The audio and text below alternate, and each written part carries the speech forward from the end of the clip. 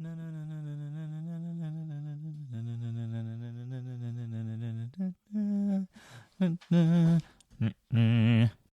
Adam West died, didn't he? Yep. Poor fella. Bout of leukemia, apparently. Well, he's quite old, wasn't he? Yeah, he's had a pretty bloody good life, I think, by the looks of him. I think we should do a Batman special sometime soon. Yeah, well, maybe next week. Maybe next week. I think people can look into it. Maybe we could do something about the Doors as well, because you know they commemorated him in that song, didn't they? The West is the best. I had no idea. Did you make that up? I made it up. Fucking hell. Well, we're not going to put any of this in, are we? I might put some of that stuff in about Batman. The meanderings of two men. Two madmen. Two insane people talking to each other through microphones because they feel obliged. Who, between babies and elections, have not probably had enough sleep since they last recorded the podcast. Yeah, this is probably true.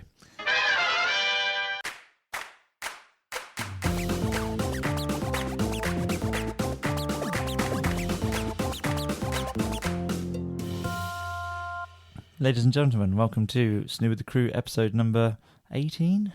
I want to say 18. Is it 18? Yeah, it's 18. It is Old 18. enough to have a beer. Wow. This week's podcast is with Mr. Ross Murphy. Hello. And me, Chris Q. Hello. There's nobody else around today. Look, listen. No. See? Nobody.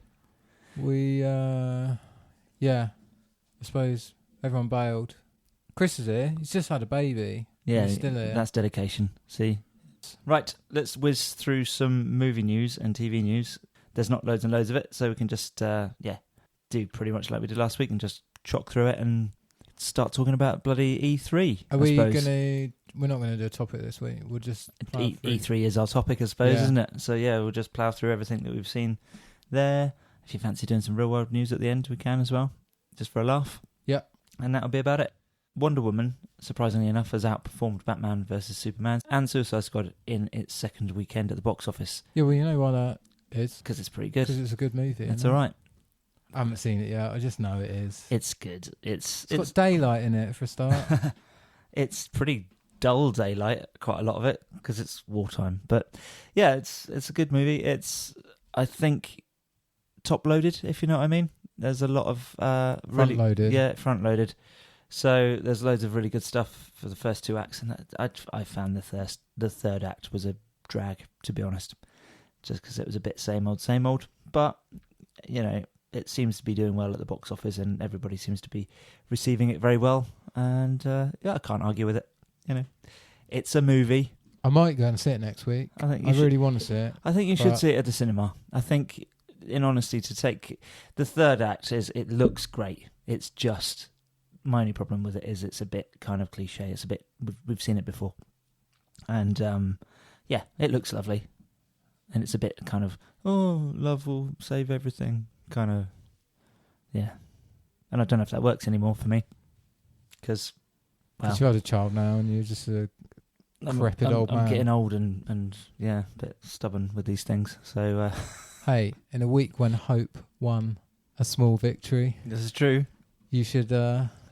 enjoy films more. Wonder Woman, we were talking about that, as apparently there are no deleted scenes, which I suppose is testimony to the director and the team, possibly. Yeah, well, they shot a load of shit that's not even good enough to be in an extended version. This is also a possibility, although they are trying to get the director back again. What's her name? Patty Jenkins, is it? Yep. Apparently they didn't sign her up for a multi-picture deal, and she's kind of playing the long game now. She's kind of got on where she wants them a little bit, and she's negotiating the price, which is never good.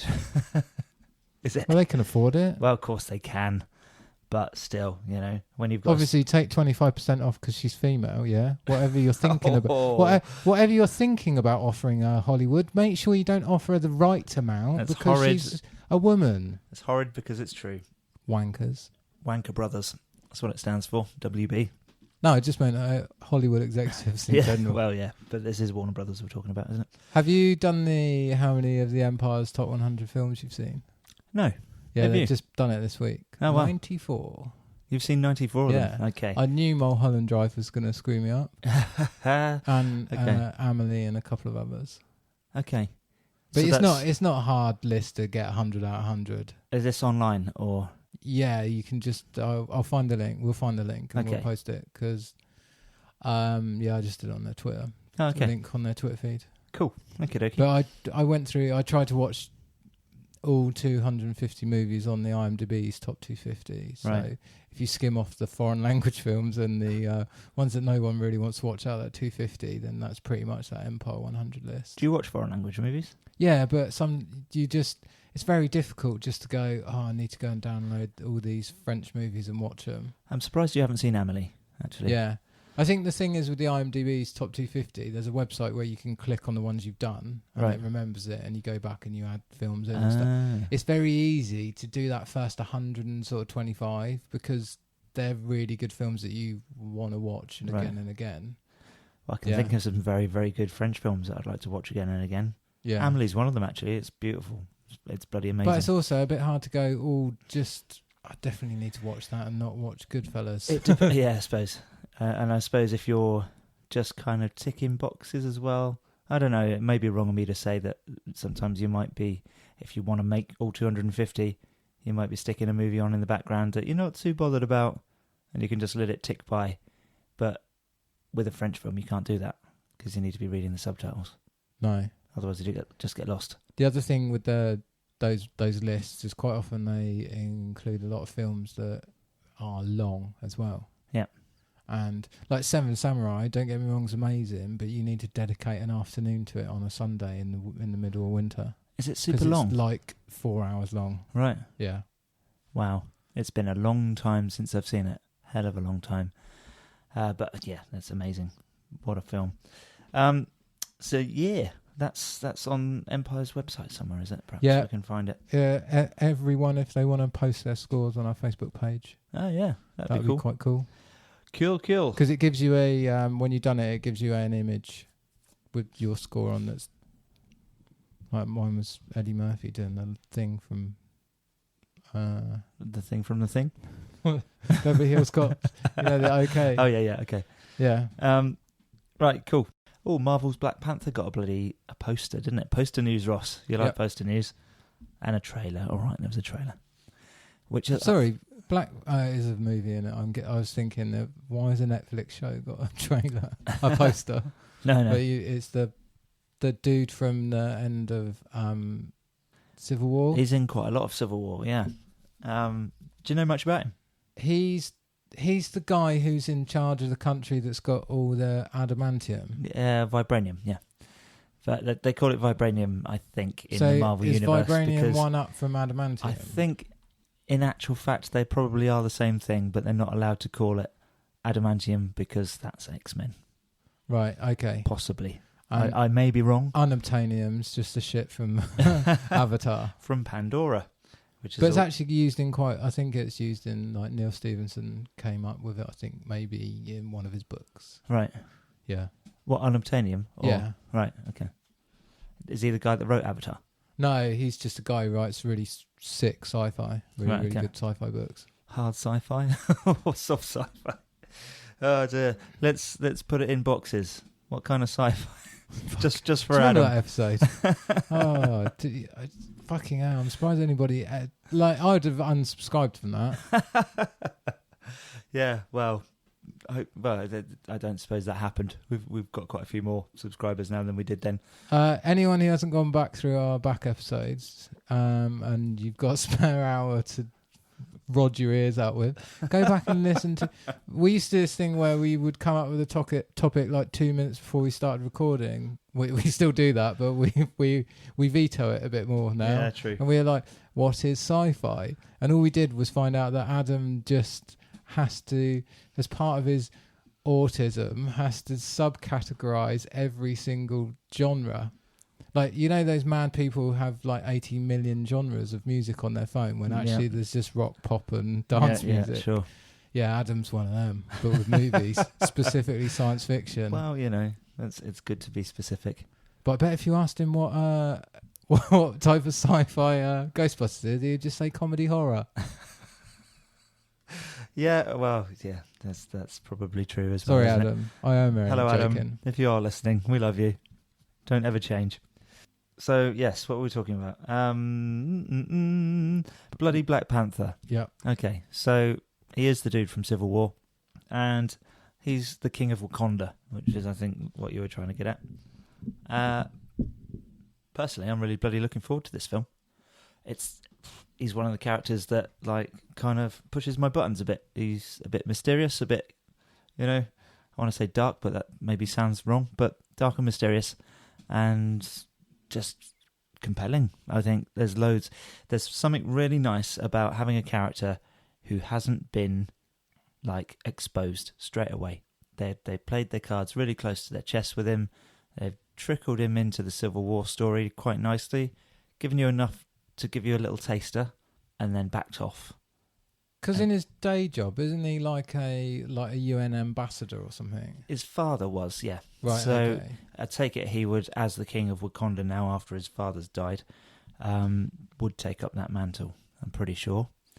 But the thing that I love, or the thing that sort of really kind of I'm looking forward to seeing, is some of the people that he kind of has as his entourage, like, fucking kicking ass. Because they're gonna. One of them is played by Michonne from The Walking Dead, actually. Oh, is it Michonne? Michonne, I'd say myself. Yeah, Dora Milaje, his bodyguards. You saw Civil War, right? Yeah. So there's a bit where Black Widow walks up to him. They're in like an underground car park, maybe, possibly. If it was a scene with Black Widow, and I definitely didn't notice anything else about that scene. Oh dear. Yeah, I understand. But anyway, Not my fault. It's the way they choose to shoot her. So she kicks ass anyway, right? Black Widow walks up to one of the Dora Milaje, or walks up to Black Panther, and one of the Dora Milaje steps in the way. And Black Panther's like, yeah, I'd really love to see that happen, but we don't have time right now. And that's because he knows that his Dora Milaje are just ridiculously skilled fighters, just like she is, just like Black Widow. And it would be a bloody kick-ass fight. And there's three of them.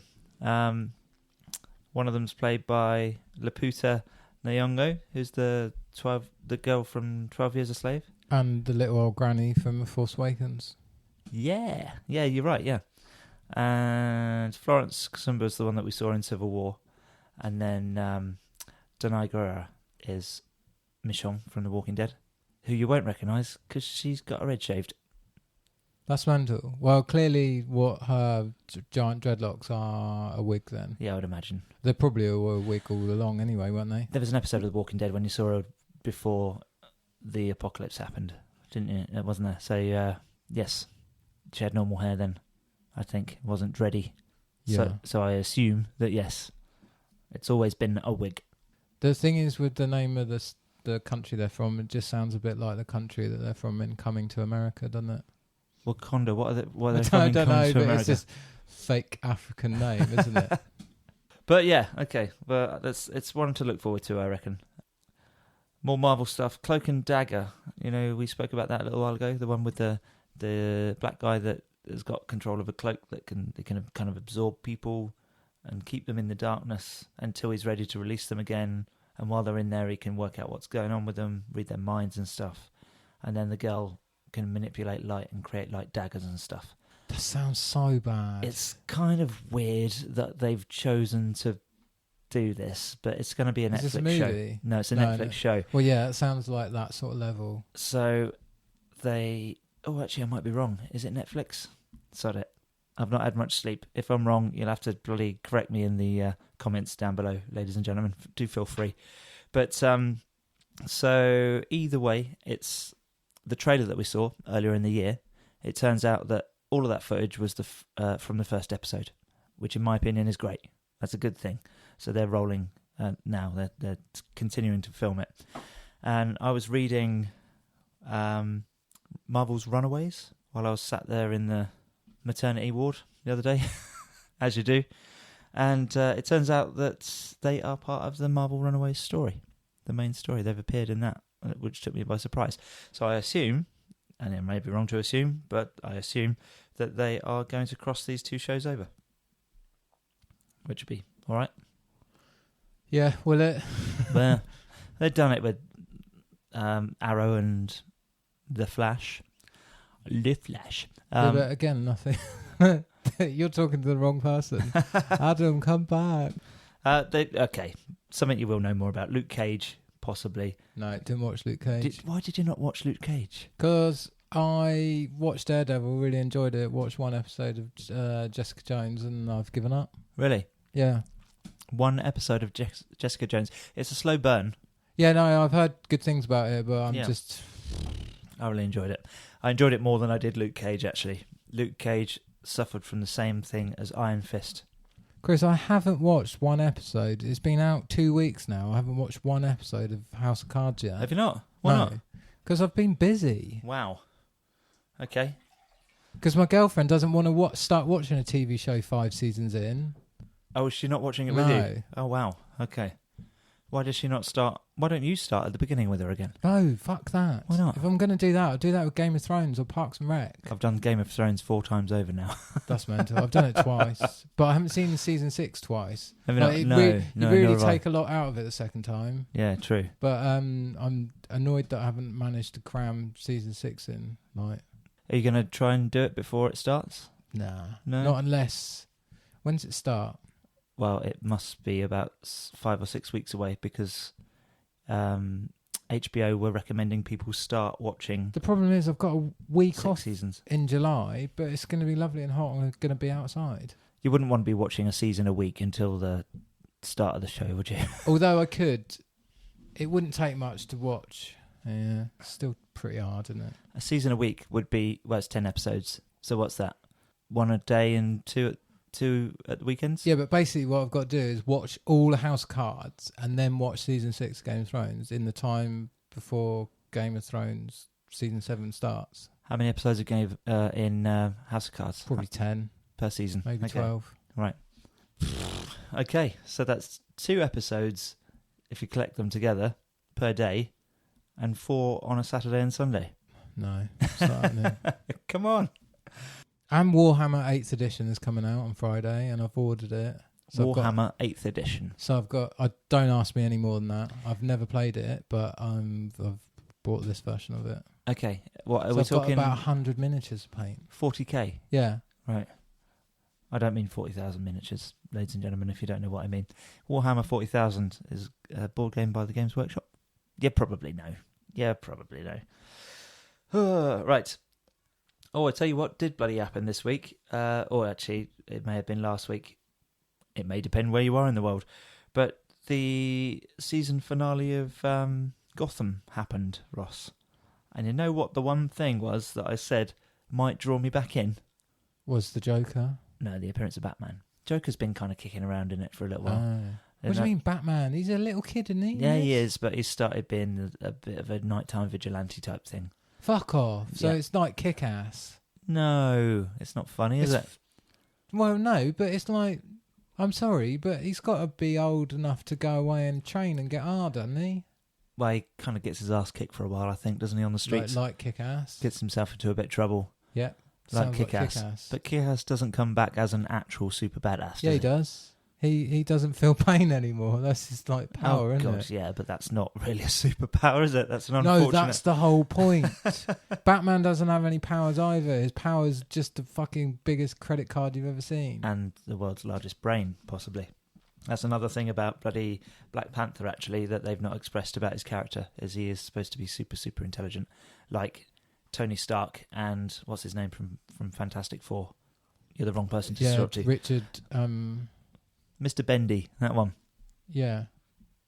Richard Reed. Richards. That's the one, yay. See, you are the right person to talk to about this stuff. I know some things, but like, how mainstream's Fantastic Four? It's been fucking 3 movies. This is true. Right.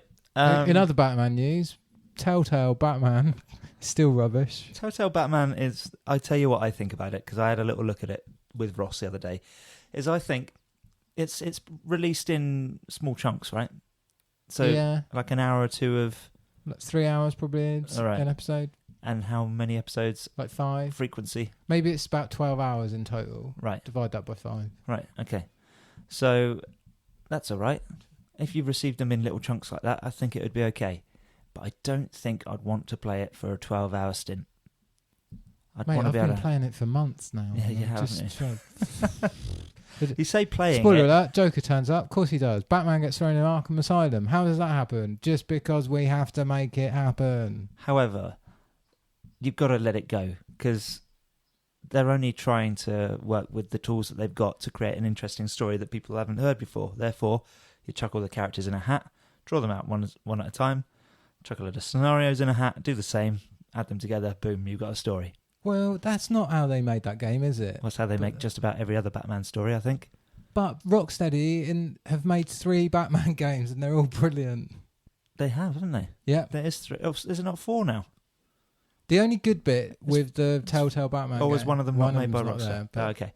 But there's a little bit of a weird thing about that. Like, people moan, like, that game is better than Rocksteady give it credit for because they didn't want it included in the compilation. Right.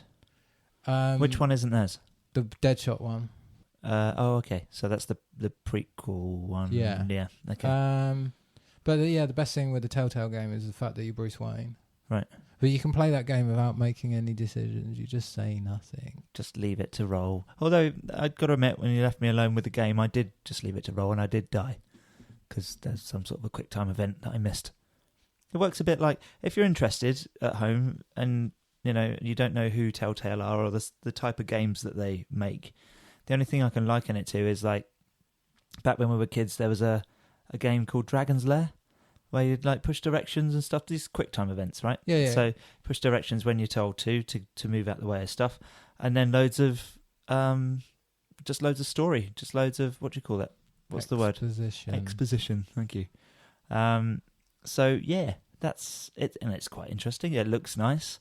You've got little puzzly bits here and there as well. I think it's all right, but I got to stick to what I was saying.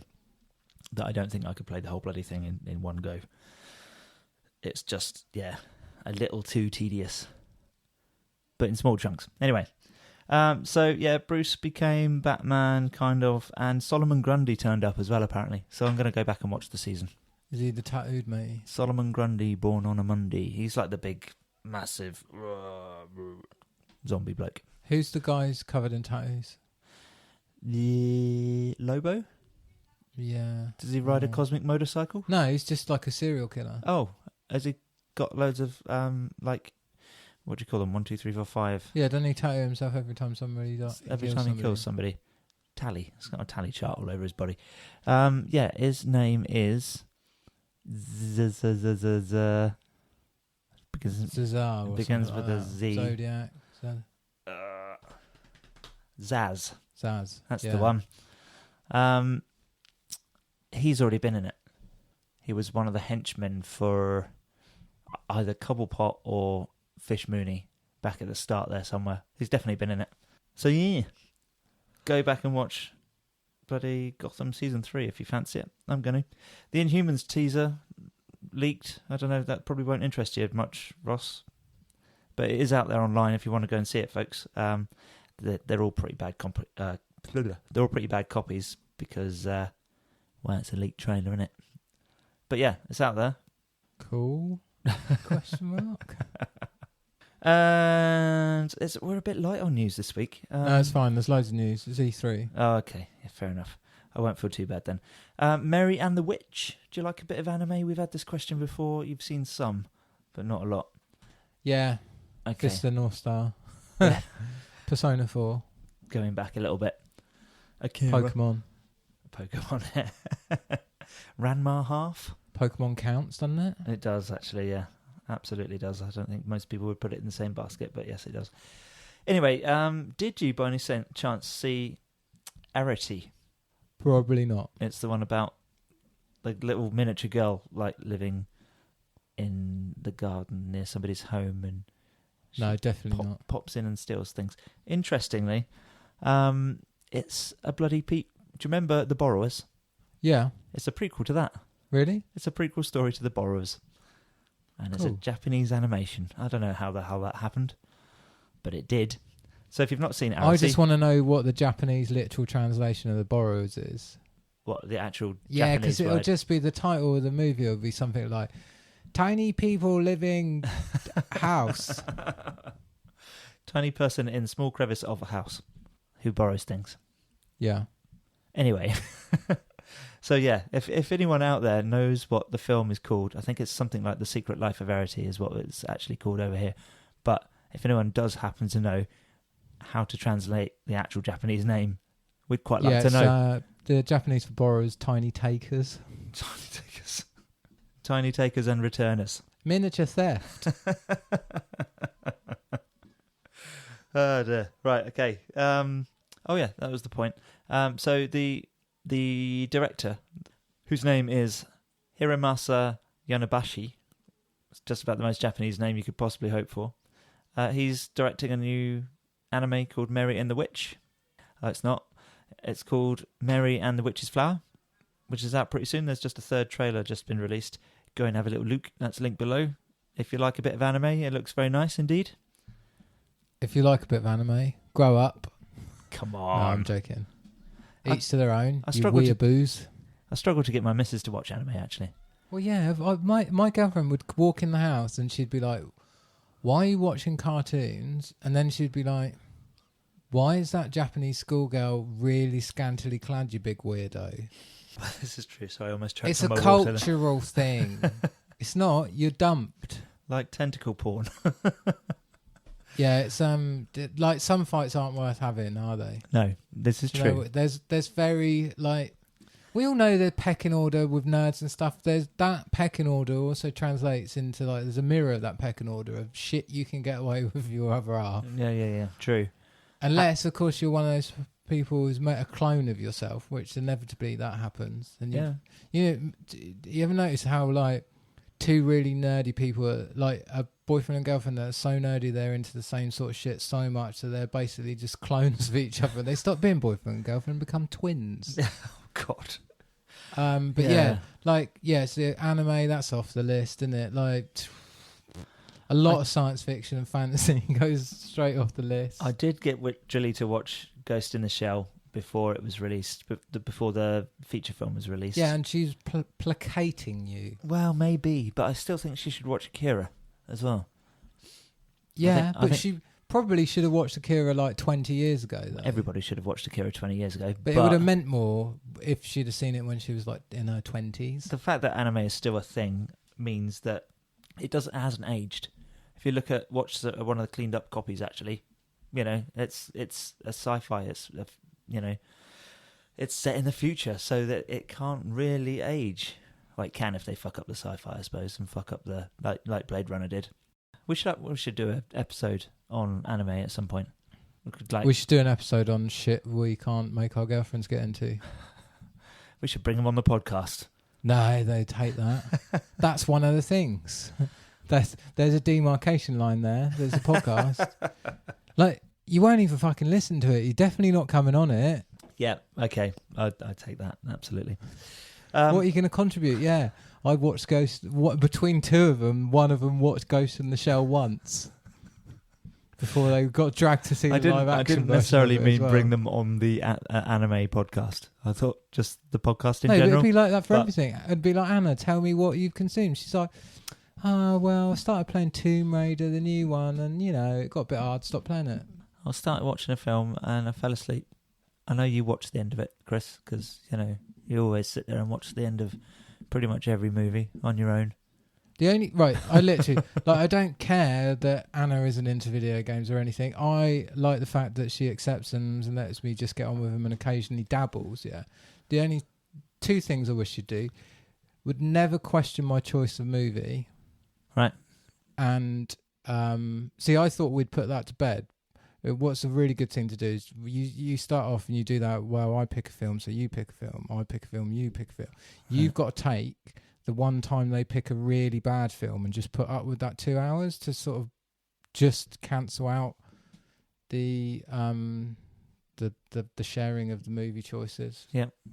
So, yeah, Anna's like, she'll pick a bad film from 100 miles away. Okay. Yeah, like a sniper. And but then she'll, trained. like, good film, she'll Wow. be like, oh, I don't really want to watch that because it's got Tom Cruise. Like, can't get her to watch Edge of Tomorrow. It's a fantastic movie. Really? Wow. But, yeah, it's got Tom Cruise in it. Can't get her to watch Guardians of the Galaxy because it sounds spacey. No. Yeah. Wow. And then the only other thing I wish you'd do is probably occasionally play the odd board game. So you won't play board games either? No, but I don't mean... I mean like proper board... Like new, modern, cool, complicated board games. Right. But yeah. Some of those are really good, actually. Yeah, there's one where you make sushi. What? There's a sushi making board game. Really? It's called something called Sushi Rolls. Okay. Yeah, and that's supposed to be really good. I played the one about the virus breakout. What's it called? Something like Contagion. Yeah, it? but it's not. It's what do you call? What's the name for a disease that's gotten out of control, or it's affected more than like 100,000? pandemonium, pandemic. Pandemic. That's what it's called. Because there's like there's a smartphone game very similar, isn't there? Oh, I don't know. Is this the one where you've got to put out the disease? You've got to beat the disease. You work together with the other team players. Yeah. Game on your phone, and it's really good. And obviously, it runs on any of them because it's very simple. But you have to be the disease, and you mutate and take out the disease, and you have to make it do certain things like. You have to make it morph so that it will survive in the cold, because almost always what will happen is Greenland will, because there's nobody there, the population density means the disease doesn't spread very easily. Right. And it's cold, so they always seem to be a bastion of like getting stuck in and working on a cure. Right. Okay. And then like you're trying to exterminate people. And there's another good game on PC, very similar, called DEFCON, which is basically you've just got to try and nuke as many of the... You basically just see a world map and you get to choose where your nukes launch from and where your submarines are, and then the winner is the person who kills the most people. Wow. That's quite sick. Yeah, but it's deliberately... That's the whole point of the game. Do you think there's a statement in that? We should probably give this game to Donald Trump and Theresa May, shouldn't we? Really? Why give it to Theresa May? Was she going to do that while play it on her phone while she's signing on? What's happening with that? Has she still got a job? She'll still be an MP though, anyway. Yeah, she will. She's not PM. Is she actually losing her job? Well, it's going to happen, isn't it? Well, we kind of just look at the. Hope so. There'll be another election before the end of the year. Yeah, well, that's probably inevitable, isn't it? Really. But that's politics and not films and stuff, right? Oh, yeah. Speaking of hideous creatures, the Phantom of the Opera and Hunchback of Notre Dame are officially added to the Universal Pictures Dark Universe. So we're not going to get a live action Hunchback from Disney anytime soon then? Probably, well, maybe. It does happen, doesn't it? I forget that's a Disney picture. I always look at the art style and just... feel that it looks slightly off. I've never seen it, actually. And doesn't look like a Disney movie. Right. Who was it who was making... Who made, like... There was... Before it all turned digital, there were still people making hand animations. It might have been DreamWorks early on. We're doing things like Ferngully and shit like that. Yeah. Okay. Yeah. That's DreamWorks. Hunchback of Notre Dame always looks like it's a... Doesn't quite look like a Disney movie to me. Okay. Just from the poster. I've never seen it. Oh, it just doesn't look like a Disney film. If you agree with Ross, let us know. If you don't, well, you can still let us know if you like. I suppose all comments are good comments. But are you going to say something about how badly performing The Mummy is? Yes, I am. Cool. Because it's so... Apparently, it's just getting trashed, isn't it? People are knocking this film to shit. Yep. Well, somebody said worse than Suicide Squad, and I thought, ooh, burn. But I suppose it is quite a burn, isn't it? Worse than Suicide Squad is quite... I really want to see it now it's that bad. Yeah? Yeah. I'm intrigued. There is a cam version of it about online, and well, the last cam version of a film I watched wasn't so bad on my smartphone, because I didn't want to pay full price to go and see it. Don't do that. Buy films. Otherwise, we'd have no podcast. This is true. But I am a consumer. I do buy stuff, and I do go out and spend my money on the cinema. I've never seen them spend a penny. Yes, yeah. Have we been to... No, we've not been to the cinema together, because you didn't come and see Wonder Woman with us, did you? No. Because you were too busy at the gym. Yeah. Doing your induction. Like some kind of gym man. Gym noob. So yes, Phantom of the Opera and Hunchback of Notre Dame are tagging onto a universe which could be doomed. Doomed. from the beginning. Well, to be honest, Warner Brothers, how many chances have they had? Yeah, And they're still going. this is true. However, I think Universal Studios are taking a bit more of a gamble here. Well, it's fucking nonsense anyway, isn't it? It's bizarre, isn't it? Like, who wants like some weird fucked up cross between the Addams Family and Suicide Squad in the first place? Anyway, Yeah, true. like it doesn't make any sense, does it? Where are they going to get? How are we going to get a mummy from ancient Egypt somewhere? Oh well, that's easy. We put it in a museum. But then just down the road, the weird house up round the corner, somebody's made Frankenstein. It just whoever's going to get given that job to like come up with the Avengers version of the Universal monsters is just going to be for fuck's sake. Absolutely. And in honesty, people are saying that this is one of the major flaws of The Mummy, is that it feels like it's been written by 20 people. Yeah, that always makes a film good, especially when there's like 18 people with a writer's credit on it. Yeah. So, yes. Up with sarcasm, people. Sounds like it's fucked, but I'm still so intrigued to go and watch this thing. Oh yeah, I'd love to watch it because it sounds like an absolute train wreck. And another one of those classic bloody examples of why is Tom Cruise in that film? I don't know. I tell you what I did see while we're on that subject is I saw Life with who's your favourite man? I was just going to say, is that the one with the boat and the tiger? But that's Life of Pi. That's Life of Pi. Also, that's a very good movie actually. However, not that one. So Ryan Reynolds and Jake Gyllenhaal in space. In space. The one that's not a prequel to Venom. That one. Right, okay. It's good. I enjoyed it. I didn't realise there was a movie with Jake Gyllenhaal and Ryan Reynolds in space. It's been in a podcast before. Yeah. It was a long time back. There's like 3 reasons I'd watch that film. Jake Gyllenhaal, Ryan Reynolds, and space. Yeah. And an alien. 4 reasons. Surely. Yeah. That sounds like a good film. It's all right, yeah. And in honesty... Is it better than Alien Covenant? Yes, it is. It is better than Alien Covenant because it's fairly watertight story-wise. It's all right. It's not too cliched either, and it's got some nice little twists here and there. And I won't be specific, but I think it's worth a watch. I think it's been a bit underrated. In honesty, I think it was sat on something like 50% last time I saw on IMDb. It's way better than that, in my opinion. And Ryan Reynolds is kind of underused, but if you see it, you'll see why. You'll see what I mean. But yeah, it's good. Talking of aliens. Go on. I was going to talk about this because I just remembered. I have watched something this week. I watched The Making of Aliens. I'm assuming it was from the box set when they did the quadrilogy on DVD. It was just on YouTube and I clicked on it. Which I just purchased, actually. The quadrilogy. Got it for $5 at a car boot.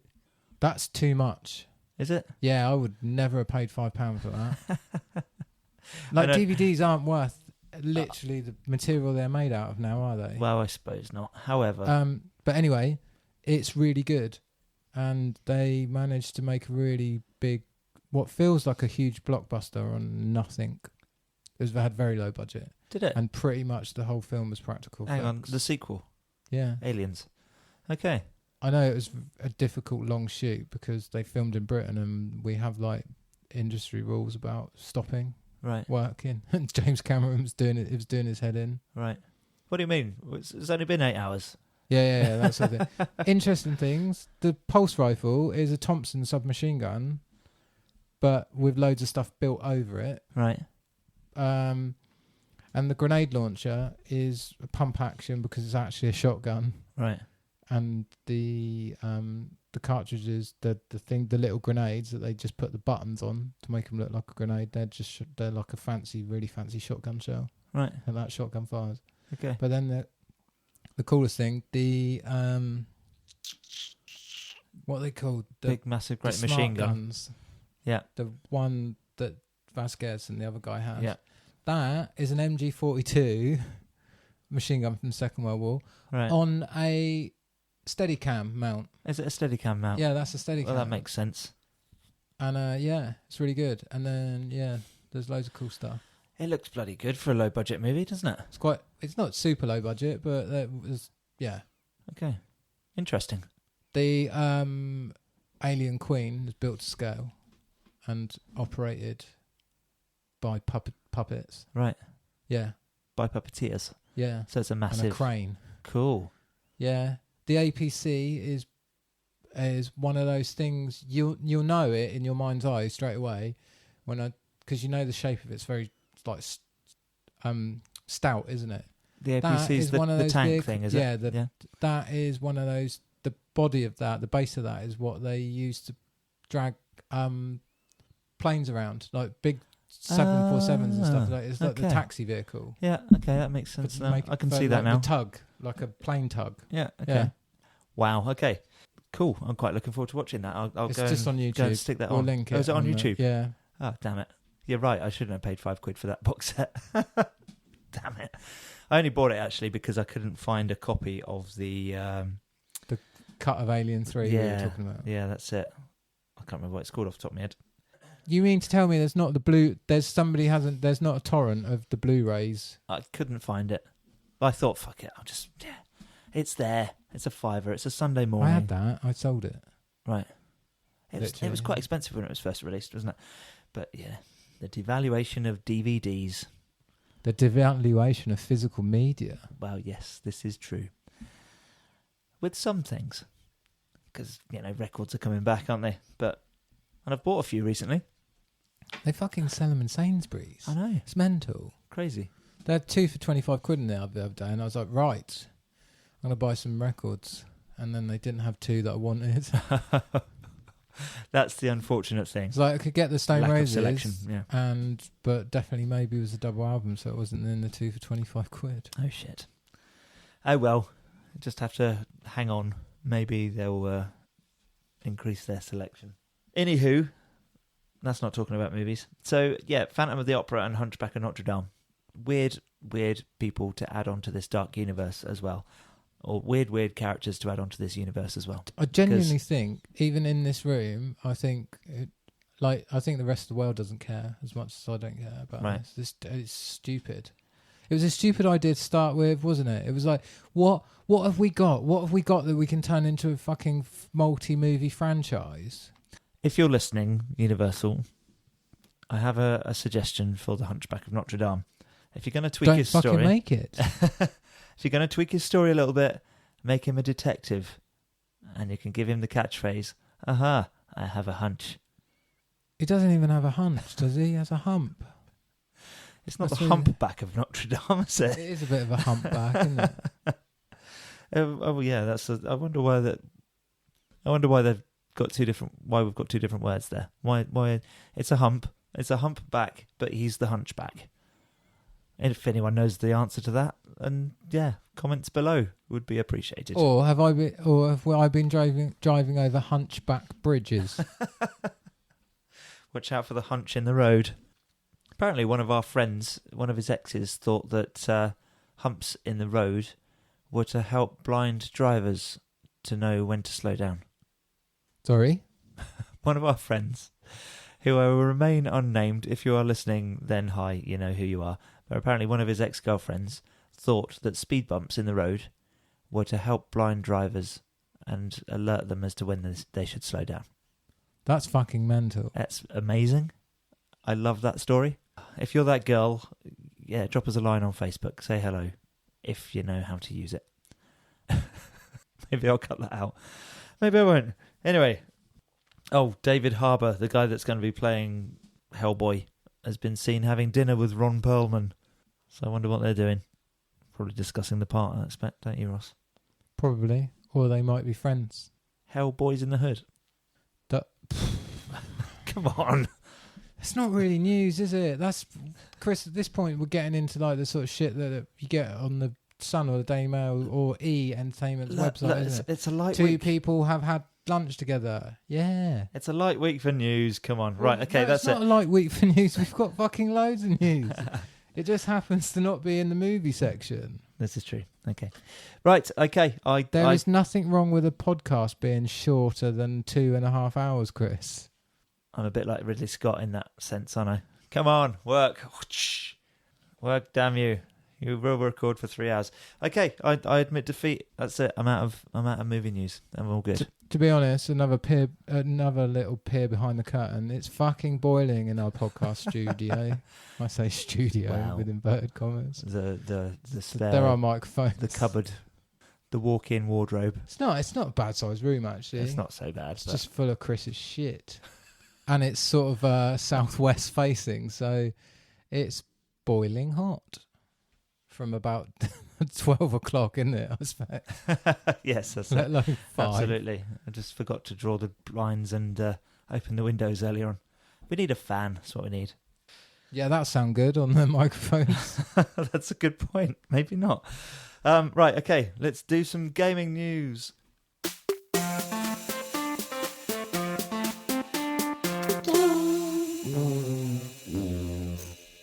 Yeah. Let's talk about E3. Okay. When did E3 start, Ross? Saturday Just which gone. was the first time it started on a Saturday. Oh, really? Usually it's midweek or something, is it? Yeah, I think normally it's like Monday through till Thursday, but they've really extended it out now. It's Saturday through till Thursday. That's just because there's so much stuff in it now. It's probably, but it's also because it's the biggest industry. It's the biggest entertainment industry in the world at the moment, isn't it? Gaming, is it? I'm pretty sure, probably. Like, if it wasn't for the resurgence in... Well, no, because movies have fallen a bit flat, haven't they? Other than summer blockbusters. They're the only film...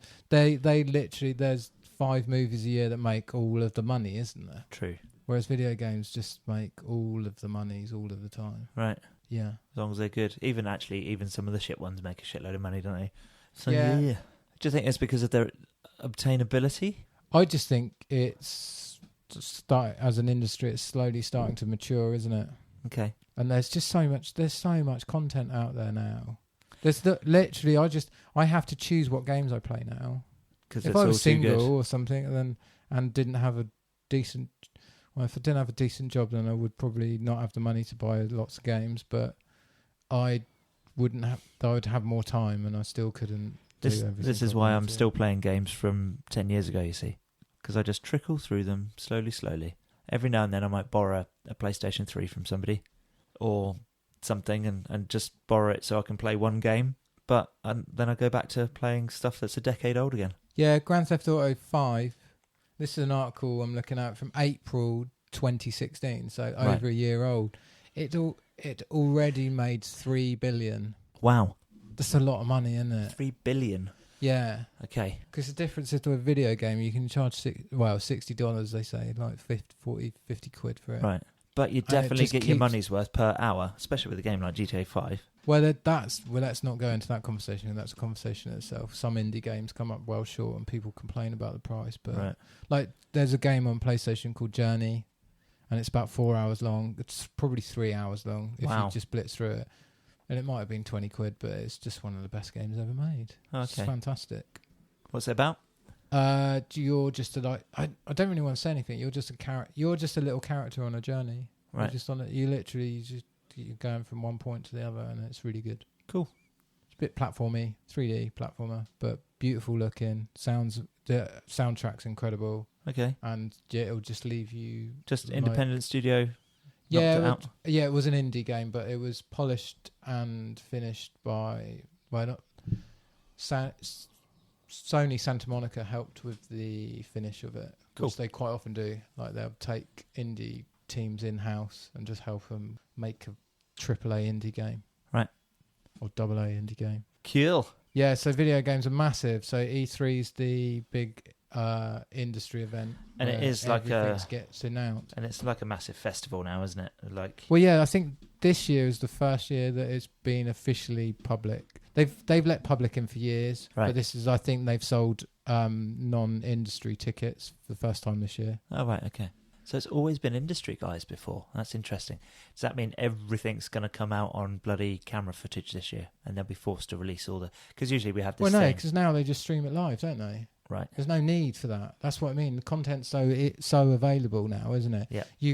If you wanted to stay up till 2 a.m. and watch Sony's press conference, you were getting it at the same time as the journalists were getting it. See what you mean.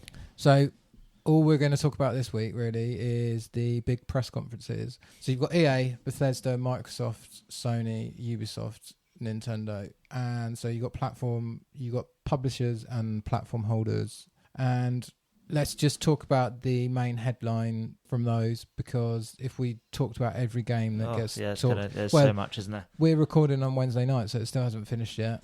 There's still in terms of Pacific Standard Time, there's still a whole 2 days of E3 left. Yeah, so it started on Saturday. I'm not going to do the times. And I apologise now, I didn't do all of the release dates. I did some of the release dates, so you'll hear me say release dates, and then sometimes I won't say release date. So EA kicked off. EA always suffer from the problem they have to do loads of sport, because they've got sport licensing. So Madden, nobody listening to this podcast cares about Madden. If you do, tell us you care about Madden, because I haven't played it since like the Mega Drive days. Nor have I, actually. I just used to fake punt everywhere. I'm sure it was Madden, which someone will tell me if it's not Madden, but there was an American football game where the ambulance used to come on the pitch and just crash into the huddle of players around the guy who was... it might not have been a full-blown ambulance. Remember when in America they have like the stadium's so massive, instead of stretchering people off with a physical, like 2 people in a stretcher, they use one of those little tiny, like a golf buggy sort of things. Oh, really? Like a flatbed golf buggy. Okay. Yeah, one of those. But anyway, fuck Madden. FIFA. Well, has there one been announced then? Every year there's always a Madden. They're still making John Madden football? Yeah, it's a huge, massive game. Okay. Yeah. Okay. FIFA, same again. FIFA's probably one of the biggest games in the world. Sells like 300 million copies a year. Okay. Because they sell it on lots of platforms, and then it's football. Football's the biggest sport in the world. And how do they keep it fresh every year? They don't. Does it not change systems? I think the only thing I've noticed this year, I haven't even watched the trailer because I genuinely do not care. I play FIFA probably for about 2 weeks. Once it comes out, and it comes out too late because the football season's already started. Right. And it comes out at the time when loads of other games come out, like autumn, and you just don't care enough to get FIFA's. And the other thing is one of those games where it doesn't really allow. There's certain games that don't really allow room for you to play any other games. Right. Like FIFA, to get good at FIFA commands a lot of time and effort. Yeah. A bit like World of Warcraft. World of Warcraft, you can never do too much in it. Okay. So the World of Warcraft's, if not the best game ever made, one of the best games ever made, and has been for like 12 years at this point. I've still never played it. And it leaves no room for you to play any other video games. Right. You literally, like, I had to stop playing it because I realised it was not so much affecting my life, it was just affecting me playing other games. Here's another anecdote that involves one of my friends, of which there seem to be a few this week for some reason. So, World of Warcraft... This guy, admittedly, he's Polish. If you're listening out there, how you doing, Pavel? So he's Polish, and I don't think he'd been on the island for a long time. And he was part of a World of Warcraft group. And he didn't really want to go out on New Year's Eve over here. So instead, he went into the World of Warcraft, met up with a load of his buddies from within the game, and they went off to a little village somewhere and let off a load of, like, spells and things at midnight. When I was playing World of Warcraft, when I was playing it the first time round, so 2004, probably something like that. Right. Like, yeah, I just didn't have a fireworks at midnight. No, what do you call it? Didn't really have a reason to go out. Well, it doesn't. It's not fireworks at midnight, though, is it? Because it's fucking on Central European time. So it's like midnight comes and it's already happened. Still in the game, but yeah, no, but that's what I mean. You go, oh, it's midnight. And then you're like, oh fuck, I'm playing World of Warcraft at midnight. I'm a Todd. I wasn't even like, if I was in a clan, if I was like in a, don't know what, guild, that's what it's called. If I was in a guild and I was raiding or something like that, it would have felt like a little less depressing. But I think when I was playing it, I was just running around on my own. Right. My level 20 rogue, who was shit. Yeah, and I played that for about 3 months, I think, that first time, and then I played it for about 2 years the second time. Did you see the movie yet? Yeah, I enjoyed it, but... Is that because you know the game? Yeah. Is it people that know the game are going to enjoy it more, are they? Yeah. Stop making movies about games. Yeah, stop making movies about games. That's fair. Yeah, so anyway, back on track. Yeah, FIFA's just... I think the big thing with FIFA this year, and don't quote me on this, I think they've dropped Messi and the new guy's Ronaldo, which is weird because Ronaldo used to do Pro Evolution Soccer, which is another big football game. Okay. But again, that doesn't matter, does it? Drop them in what fashion? Are they Like it's the cover star, right? And the face of FIFA, right? I see. And one's a smug little fucker, and the other's the greatest footballer who's ever walked. Work out who that is for yourself. Right, okay, then so no one cares about the sport. Star Wars Battlefront 2. Okay, is this EA? Yeah. Okay, looks good. It looks really good. Looks very nice. However, have you used lightsabers in Battlefront before? Yeah, they're all right in the new one. Is it a bit sticky? Well, no, you just swing it around and it just doesn't stop. Because it just goes through people. Right. I don't know. I've never really... The thing is, every time I've ever spawned with one of the hero characters, I've never really chosen one that has a lightsaber. Right.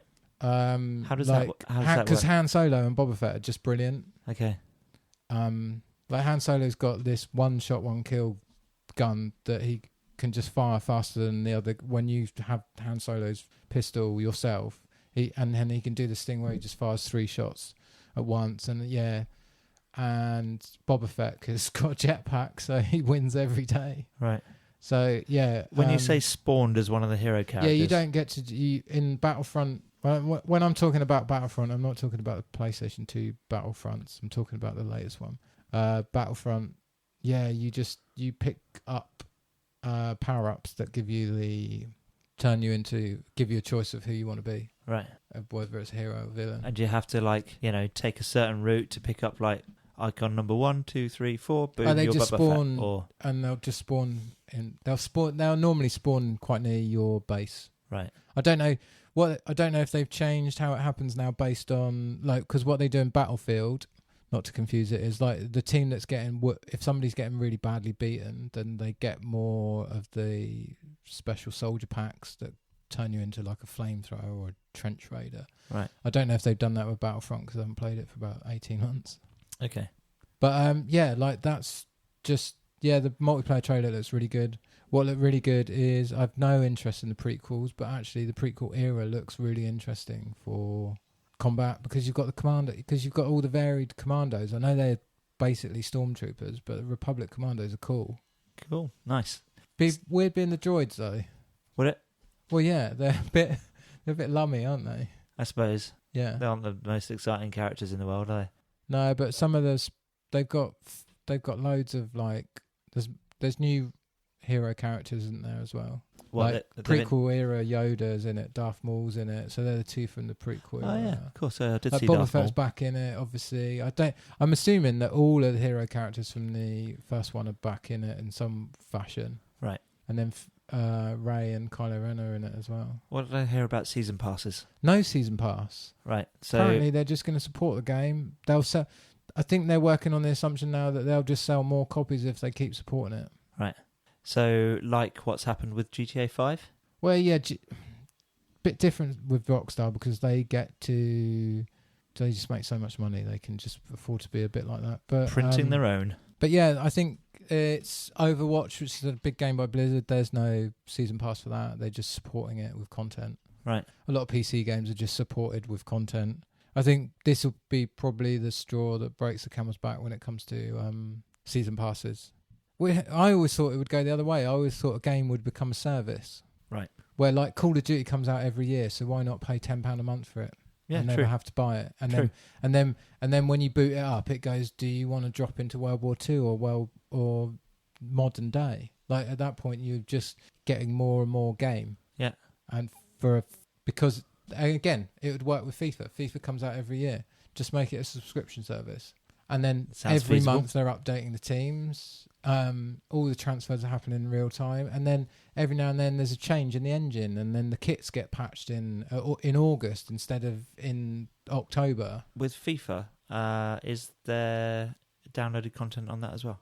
I don't really know with FIFA. Sometimes they do a standalone expansion when a big tournament comes around, but Grand Theft Auto and FIFA make money from microtransactions, but they're not compulsory. Right. They're just a part of the game. You can buy money in Grand Theft Auto and you can buy cards in FIFA. Right. Yeah. Okay. Right, so we've done 2 games, 3 games in EA. Right. Need for Speed Payback. it looks all right. Didn't see the trailer myself. It's basically Fast and the Furious, the game. But I've played Need for Speed before, so I'm taking it. I think they've taken it on a bit of a Fast and the Furious type thing, like a crew, a buddy thing. Okay.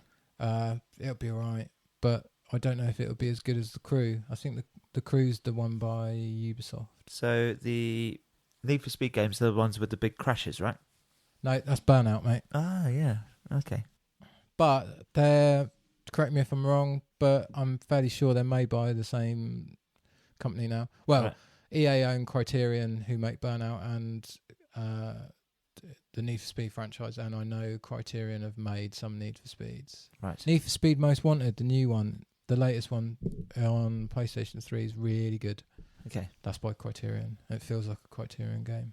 Then the only big news from EA was Anthem was announced. I saw it and I didn't watch the trailer. But yeah. But importantly, it's by the guys, but it's by Bioware, guys who make Mass Effect and Dragon Age, one of their big AAA studios. Okay. And it's futuristically sort of Iron Man suit type dudes, probably Bit of role play in there or something. Yeah, isn't it? it'll be built on a role play game, even if the combat feels very actiony, because Mass Effect's like that now. It's much more interactive. You don't see the dice rolls. Okay. You're pulling the trigger and the dice rolls are happening in the background. All right. Much like with Borderlands. Yeah, very similar. Yeah. Borderlands, that's a role-playing game that's played in real time. Yeah. Yeah. Which I'm really enjoying. It's a good game. Borderlands 2 kicks ass. I don't know, but we'll get to that in a bit. But we'll talk about why this year was a bit lackluster in that respect. And I think, big games that are missing. And I think I'm fairly sure, even at this point, Borderlands is just... It wasn't at anyone's press conference, so... Right. It's like there was quite a lot of no-shows this year.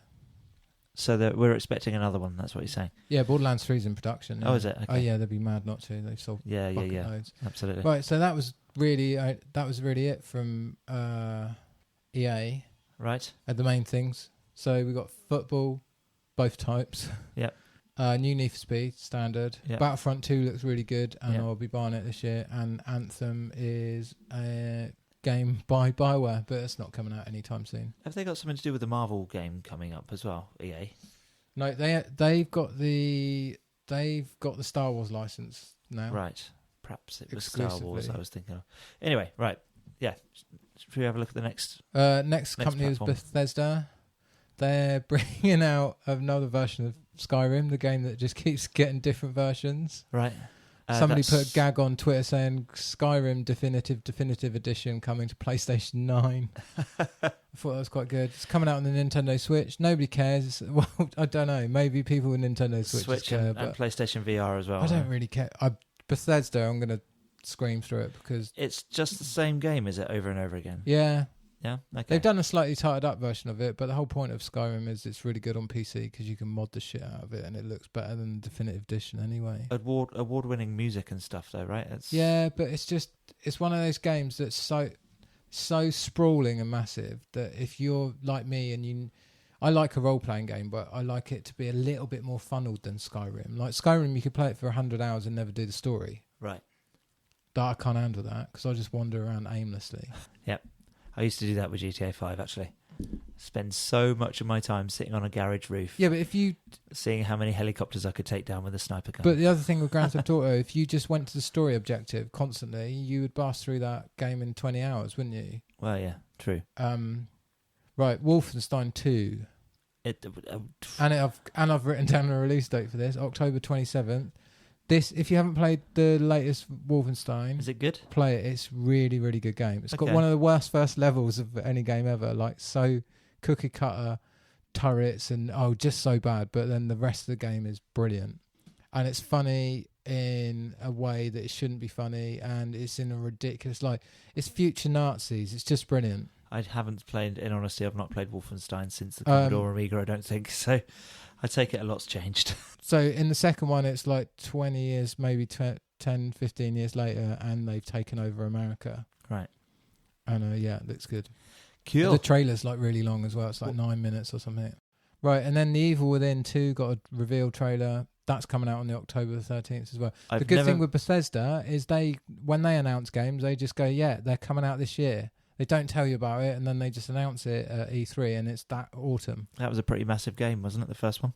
I think, and I don't really know. I think Evil Within was by the original director of Resident Evil. I think that was him going away from Capcom and making that game. Right.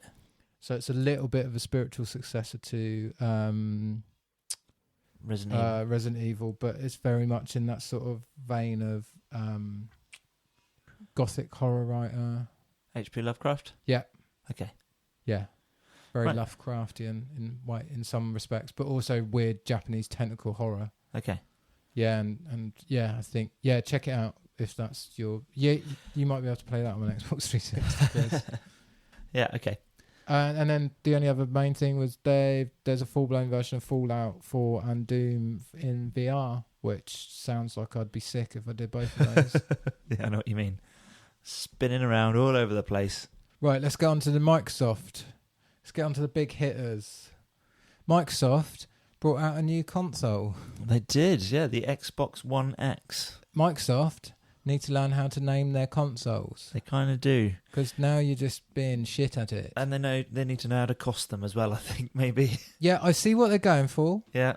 I see the market they're going for. They're going for the hardcore of the hardcore gamers here. But Xbox One has had a fucking hard kick in the nuts, hasn't It's the Xbox. Yeah, I genuinely, Sony have nothing to worry about here. Yeah. This is not going to dent their sales at all.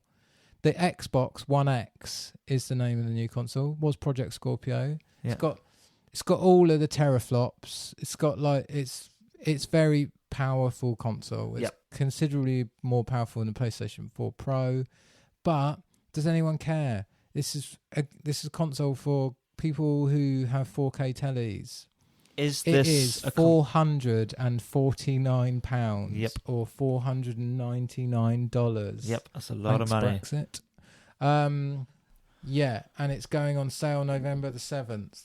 So, it's going to be a brand new platform, or it's going to... No, it's 100% compatible with the existing library. Right. And actually, Microsoft, the one good thing they're doing is making their games backwards compatible, all the way back to the Xbox. So Xbox 360... One. The original OG Xbox. Yeah. Fucking, yeah, you're right. They do need to rename their bloody consoles. The original Xbox, yeah. Yeah, I don't know if discs are going to work, but Right. I do believe you're going to be able to buy games on the store. Again, I can finally go back and play Munch's Odyssey. Or Conker's Bad Fur Day. Conker's Bad Fur Day. Is that the one about a squirrel? Yeah. Like running around chucking nuts at people? Yeah. Is it good? Yeah. Okay. You So, heard it here first. Right. Remake of a Nintendo 64 game. Okay. Cool. Yeah. Did they have any big games then? Yeah, Forza 7, which is their driving game, looks very pretty. Right. It's not Grand Theft Auto, though. No, Right. not Gran Turismo, sorry. Okay. That's coming out October 3rd, and obviously will look lush on Xbox One X Scorpio. Right. 449. Nobody's going to buy it. But again, one of the problems is with Microsoft at the moment, if you've got a half-decent PC, there's no incentive to buy an Xbox because basically everything's coming out day and date for PC as well. True. Like, on my notes here, Forza 7's coming out on Windows 10. So can we buy a PC that will do the job for much less money? No, but if you've got a PC, a £200 graphics card will just pretty much get you there. Right. Interesting. Yeah. Crackdown 3's got a release date of November the 7th. Haven't seen any... What's Crackdown? It's the jumpy round orb game. You must have played it if you've got an Xbox. Even I've played it. I can't... No. Open world, superheroes. Well, you're like you're like cops, but you've got superpowers and you can jump up onto top of buildings and shit. And yeah, but the second one wasn't very well received. Right.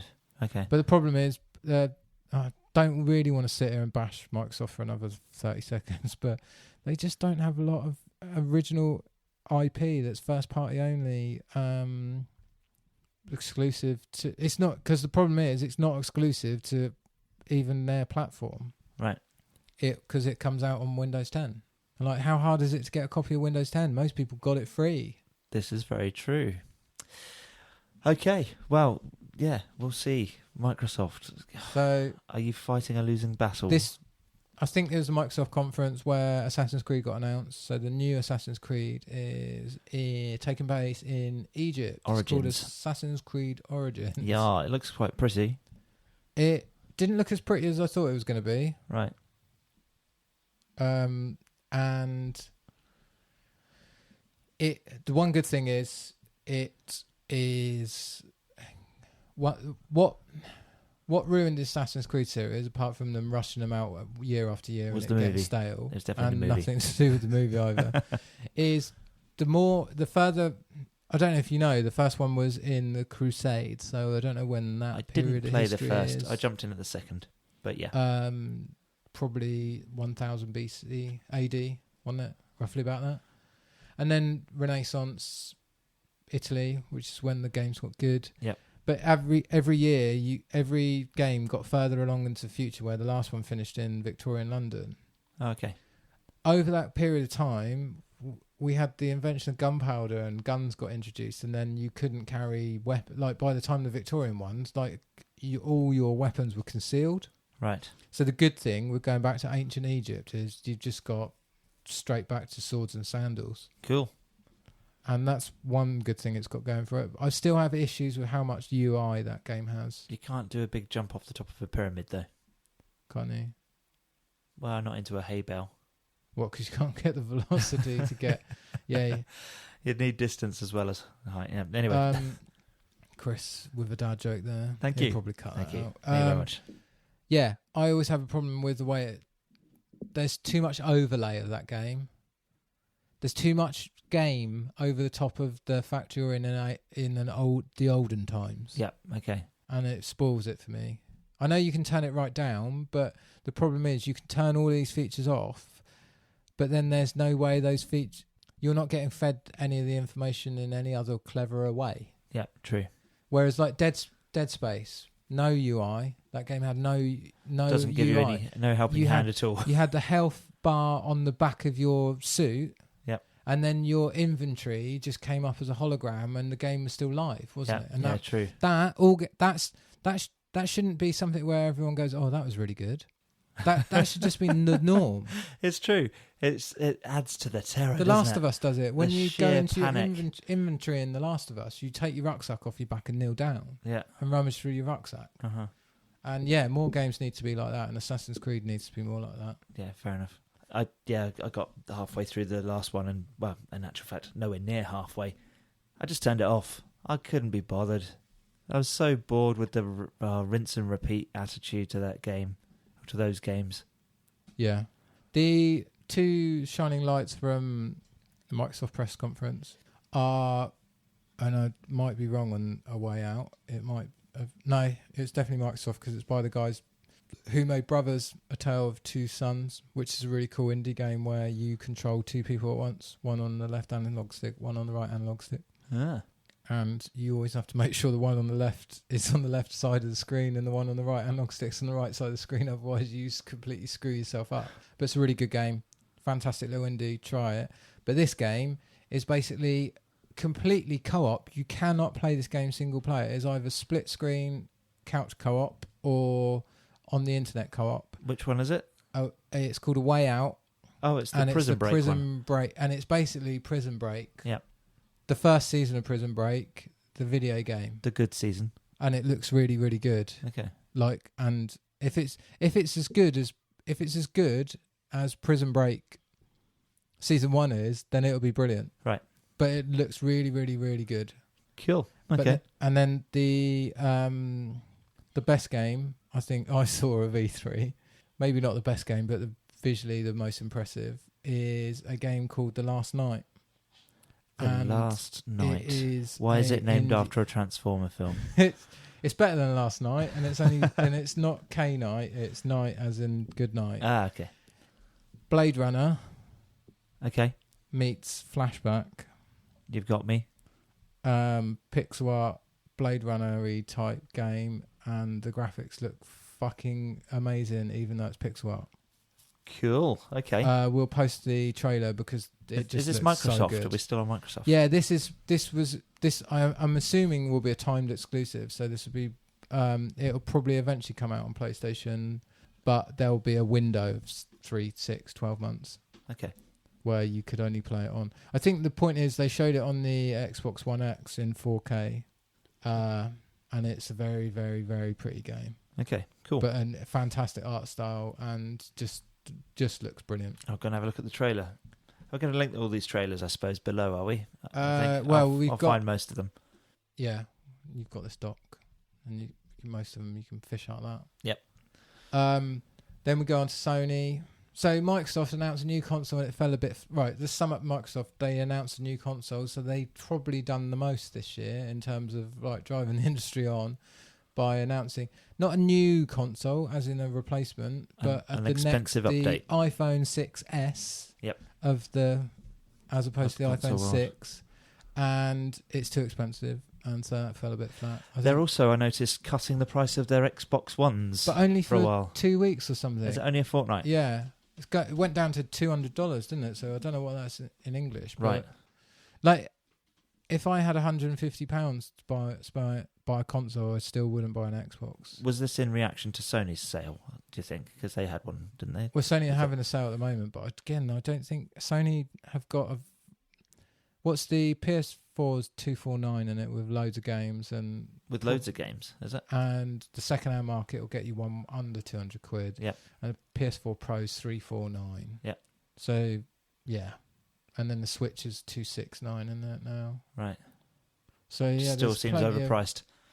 No, well, it's a new console, but one thing I have noticed is with the Switch has done is driven the price of the Wii U down to next to nothing. Really? Yeah, you can probably pick one up for £100 now. Have you played on a Wii U? Are there yeah, many decent games? There's with Nintendo over the course of a console's life cycle, there's always about 10 games worth playing. But I think the reason you wouldn't buy one is eventually all these games I think are going to get remastered for the Switch. Right. Like Mario Kart that came out on the Wii U has just been remastered, and that's the Mario Kart we've spoken about recently. Oh, really? That's a remaster. It's like not just a remaster, it's like the special edition with all the DLC and everything that came out. So it's like the definitive and new tracks. The one for the Switch. So if they do that, if they start doing that with like Super Mario Galaxy and Super Mario 3D Land and shit like that, then that's gonna... Speaking of remakes, you were talking about Sony. They're bloody remaking Shadow of the Colossus, aren't they? They're remaking Shadow of the Colossus. Remaking? Yeah. Why So they had a remaster once. Has it? Yeah. For which platform? From PS2 to PS3. Ah.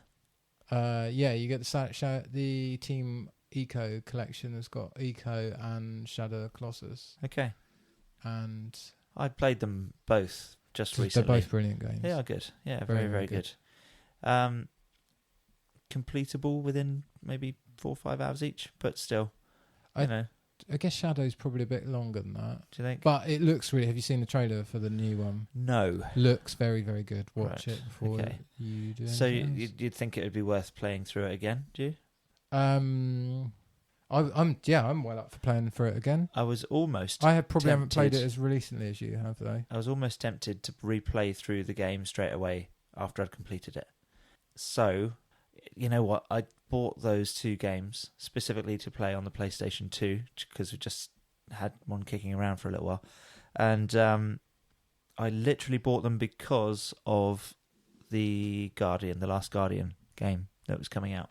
Yeah, I need to pick that up and play through it because I've heard it, although even with really bad controls, it's still a very good game. Okay. Is that the reason why it's flopped? Yeah, and the fact it took them like 8 years to make and Right. it was never going to live up to expectation. Okay. Anyway, More Sony. Sony, they announced... they didn't announce anything, really. The only real one that shone out from that was Shadow of Colossus. We've already spoke about it. They are doing this weird thing. Well, it's not weird because the Jack Up TV does it. There's a quiz game called Jack Up TV where it doesn't matter. You don't have to have controllers. You play it on your console, but everyone goes on their smart connected device, their phone or their tablet. They go to a website and they answer the questions on the website. Okay. and it's very good. Sony are doing a bunch of social games that use your phones and tablets for controllers. Right. So like when you've got like 10 people in a room, you can play a quiz game. Cool. And Jack Up TV does it very, very well. But yeah, that looks interesting. That's why I put it in the show note. Destiny 2 got a big showing. Obviously, it's going to have exclusive content for PS4. Destiny 2. Destiny 1, you've probably not played. I have not played it, but is this not the game that got absolutely panned for not being what it was supposed to be? This is the game that was a little bit flawed, but now it's really, really successful. This is a game that has proved that if you stick with it and produce content for something, people will carry on playing it. Right. My immediate line manager at work, he doesn't do anything other than play Destiny. Really? Yeah. It's by the guys who made the original Halo, Bungie. Am I thinking of the wrong game? Probably. What's the one where people were expecting a multiplayer experience and they just ended up not being able to have a multiplayer experience? Maybe No Man's Sky. No Man's Sky, that'll be the one. Okay. Then God of War looks very good. Again, more content. They God of War games, do they not look really good, but in actual fact they're shit to play? No, God of War games are all right, but you have to. No, God of War games are very good, but you have to be into that sort of game. Right. Like they're very like It's one of the genres of games that I'm not that into. The old button bashing combination. Around, like as far as Double Dragon's about as hard as those games should get for me. Fair enough.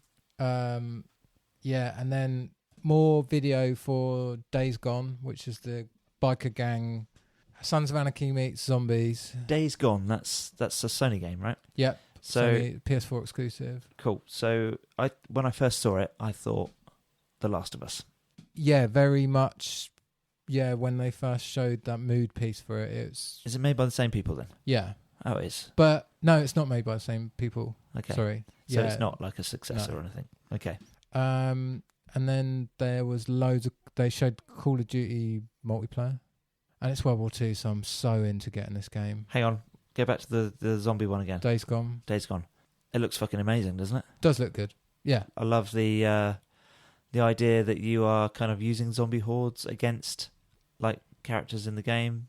Will there be like multiplayer, co-op, all that sort of thing, do you think? No, I think it's a single player game. There might be like co-op through the campaign sort of thing. But using zombie hordes to your advantage, that's cool. As long as with these games, you always got to get the balance right between the hordes and then the other humans. Yeah.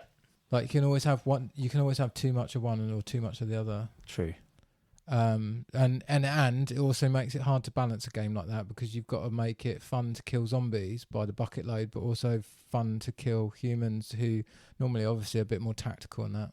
That's something that Last of Us got really right. Yeah, true. Actually, really, very right. That was literally the game that I borrowed a PS3 specifically to play. And you also play it on PS4. Borrowed a PS3 from somebody, purchased the game, I think for £10 from a shop in Newport. And when you get your PS4, just good. play through it again and the remastered of that. Is it really worth it? Yes, because it looks like it. It was so good on PS3 that it doesn't look out of place on PS4. Right. And then the big thing from the Sony conference was the Spider-Man. Oh, yes. Spider-Man looks very, very good. It looks great, doesn't it? Yeah, with maybe too many QuickTime events, but... So I heard somebody else say that, actually. But, I don't know if that's an issue. I think it's got that really nice Batman-esque fighting style in it, isn't it? Yep. I think it kind of, in some ways, feels very much Uncharted-y. Yep. Okay. As well, like all of the shit that's going on and you're zipping about. Obviously, you're moving in a completely different way to like how Nathan Drake does, but shit goes wrong in big buildings and stuff like it does in Uncharted. And way more cinematic than... I've not played Uncharted, I've got to say, but... There's a really good video someone's put together of a side-by-side comparison of this new Spider-Man and the really good Spider-Man 2 game that everyone remembers really fondly, but it's a flat, matte, grey mess by comparison. Right, okay. And that looks good. And interesting universe, I think, for the Spider-Man game. Yeah, because who's the other Spider-Man? Miles Morales. He appears at the end, doesn't he? Yeah. And he's working with Wilson Fisk, of course. Who does Miles Morales? No, Peter Parker. Peter Parker is doing some stuff for Wilson Fisk, yeah. Right. So he's helping him by stopping... Although I think he does say, a day of helping the bad guys, what a weird day, or something like that. And this is definitely not tied into the movie in any way. Even the suit's different, isn't it? Yeah, absolutely, yeah. So, yeah. It looks... But that, again, PlayStation only, because Sony own the IP at the moment. Well, fair enough. Sony, bit lackluster this year because there was nothing new. But I think the problem is we've had Sony have been really, really good for 2 years and announced some shit. Probably what's happened is something that they were getting prepped to announce didn't get announced. Right. And another game that's just fallen off my very short list that should have been a bit longer than it was is Detroit. The one by David Cage's studio. I can't remember what they're called, but it's about the robots in Detroit. It's a bit... Oh, is it the Uprising? Yeah, Robot Uprising. Yeah, I did see a trailer for that. That looks interesting. That doesn't do it justice. Imagine somewhere between iRobot and AI in terms of its aesthetic. Or the British TV programme Humans. And the integration of like cybernetic, like androids living in society. Yeah. It looks really, really good. So Sony own the IP for Spider-Man. So do they own the rights to all the toys and stuff as well? No, they are just allowed to make a game called Spider-Man because they have the rights to the movie Spider-Man. Right. So they can make a game. Yeah, but...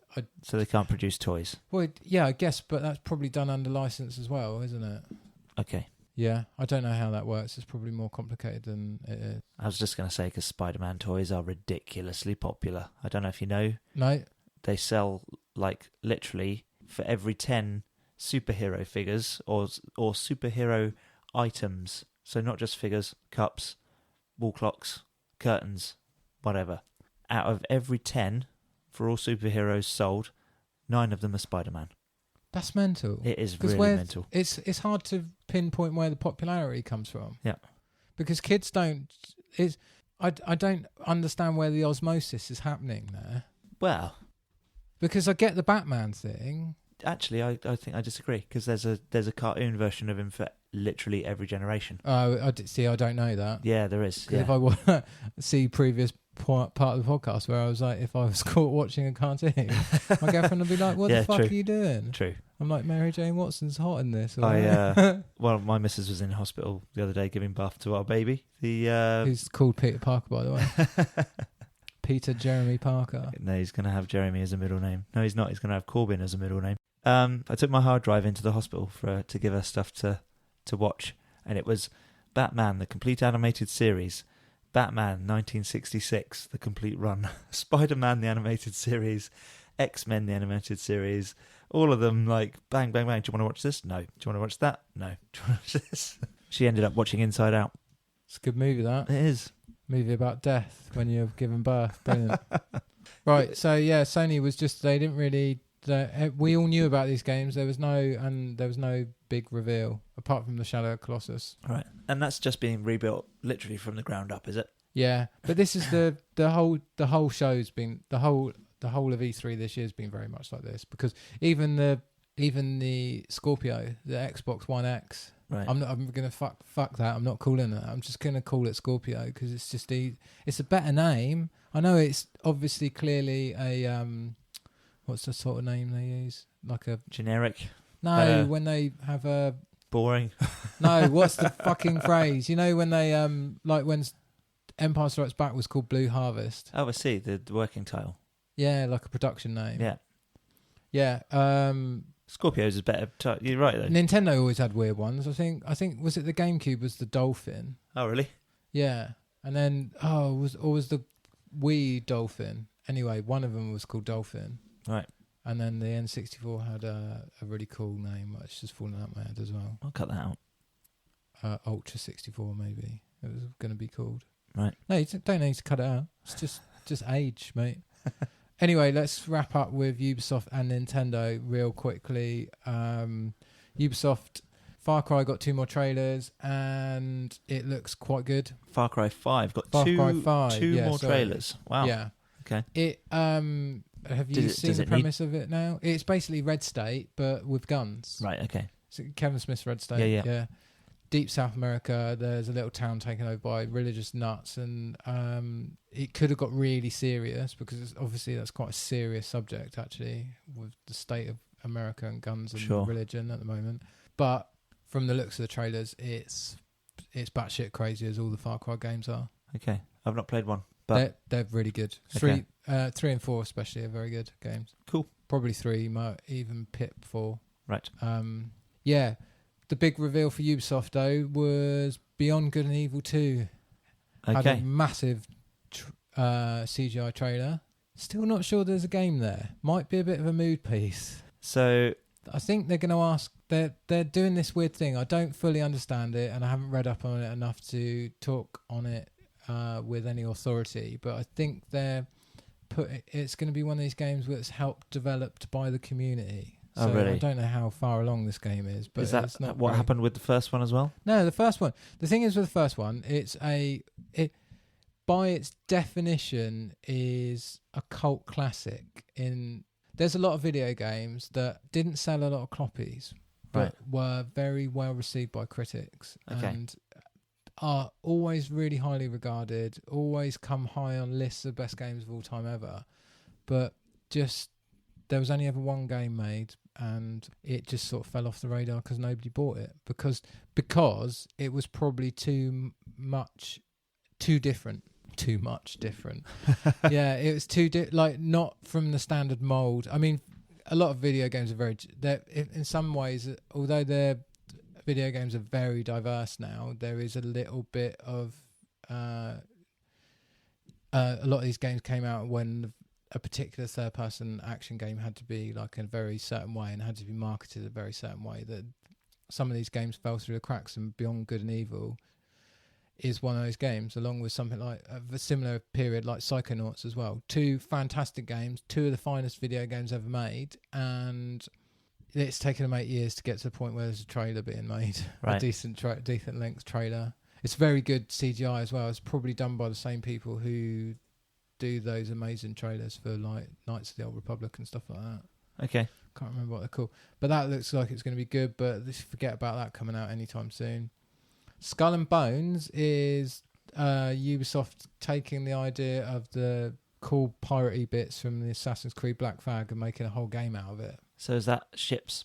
I don't know. I don't ocean? even know if you get off your ship. I think you just might be the ship. Right. Obviously, you're the ship and the crew and everything, and you can go send somebody up and look out of the top of the sail, whatever it's called, crow's nest, and shit like that. But it's basically the boat section from Black Flag. So are you saying that you enjoyed the boat bits in Pirates? Black didn't. Flag? Weirdly, I thought they were a bit shit. But again, I found Black them fucking Flag annoying. was fucking ruined by its really offensive UI. Right. Like, there's no fucking skill in that. Paint a mind picture on yourself of Black Flag and how much you were just lining up your white, shadowy ghost trails of where your bullets were going to go and the other boat. Yep. Again, a game it's just ruined by its UI. Yep, fair enough.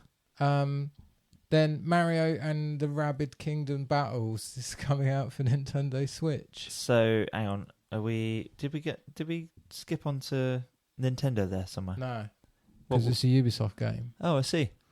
The weird thing is Miyamoto came out on stage for this. The guy who made. I saw that it'd been on stage. I assumed it was for Nintendo. No, because they don't do a standard press conference anymore. Nintendo don't. No, they do they just do a live feed, and it's them just sat like on they're somewhere in Nintendo doing it. Okay. But I cannot stand the Ubisoft's Raven Rabbids. No. They're so offensive. The art style is so horrible. They all look like they've got special needs. And I do not mean that in a derogatory way at all. They just look like... They're an assault on the senses for a reason, aren't they? They're supposed to be like that. You know? And they're just horrible. And the fact that... I can't work out if they're ruined... To me, they're damaging Mario as a brand. And I know that sounds very corporate, but there's a certain... Mario has certain aspirations. I know there's a load of shit Mario games out there, but there are also a load of really good ones. Yeah, true. And I think the good ones outweigh the bad ones. But I don't know how I feel about this game because actually some of it looked quite good. But it's coming out August 29th. I didn't catch a trailer, actually. So what's going on in the game? I don't know. It's mental. just mental. It's fucking mental. They had like guns on their hands as well, the guys. Was that just them messing around with a prop? Or I genuinely don't know. I was kind of But hoping I've got there's so many things that there's one thing I'm mildly interested in. That's the word Mario, and then it's Rabbids, Ubisoft, Switch, and I'm out lost at that point. Fair. I understand. Yeah. Just Dance, obviously, every year there's a new version of Just Dance, and they always mention it on stage. It's just their thing, like people, but they're really Sells good. a lot of games, though, It doesn't sells fucking shitloads. It's ridiculously popular. They have to show it because these conferences affect share prices and stuff. Yeah. But they're getting really good at only showing it for like 2 minutes now. Right. And then we'll finish up with Nintendo. Nintendo have announced Metroid Prime 4. Chris, you'll like this because it's just a fucking logo. There's literally logo was news. A 30-second trailer. Well, it was just an animated GIF, mate. It's just literally a 30-second trailer of the logo appearing. It comes up Metroid Prime and then scrolls over and goes 4.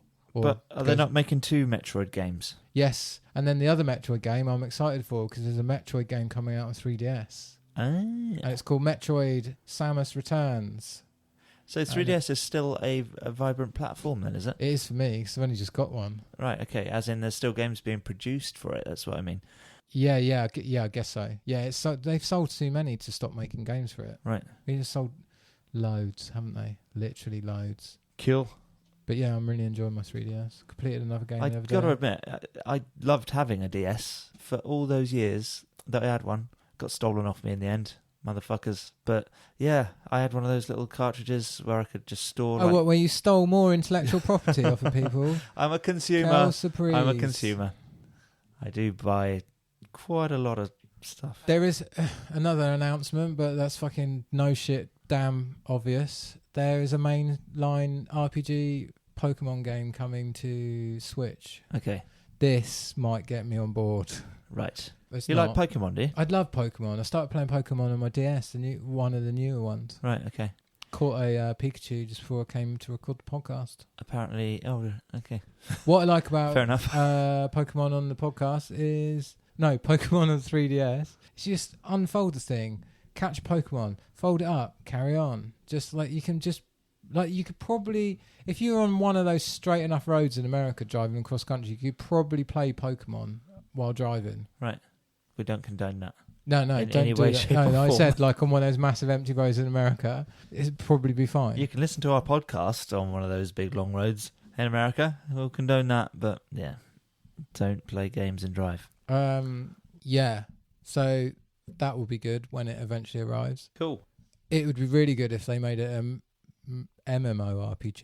Yep. It would be so good if the Pokemon trainers in Pokemon were real people with their Pokemon. I think that would be the game that if Nintendo were ballsy enough to do it, could be it could just be so big for them. Like World of Warcraft, but yeah, with imagine Pokemon. World of Warcraft but with Pokemon. Cool. Like you've got endless expansions because you could dribble in the Pokemon like they've dribbled. Like I don't even know. Somebody tell us how many Pokemon there are, but there's probably like 400 now. Yeah, easily. Yeah, that gets just.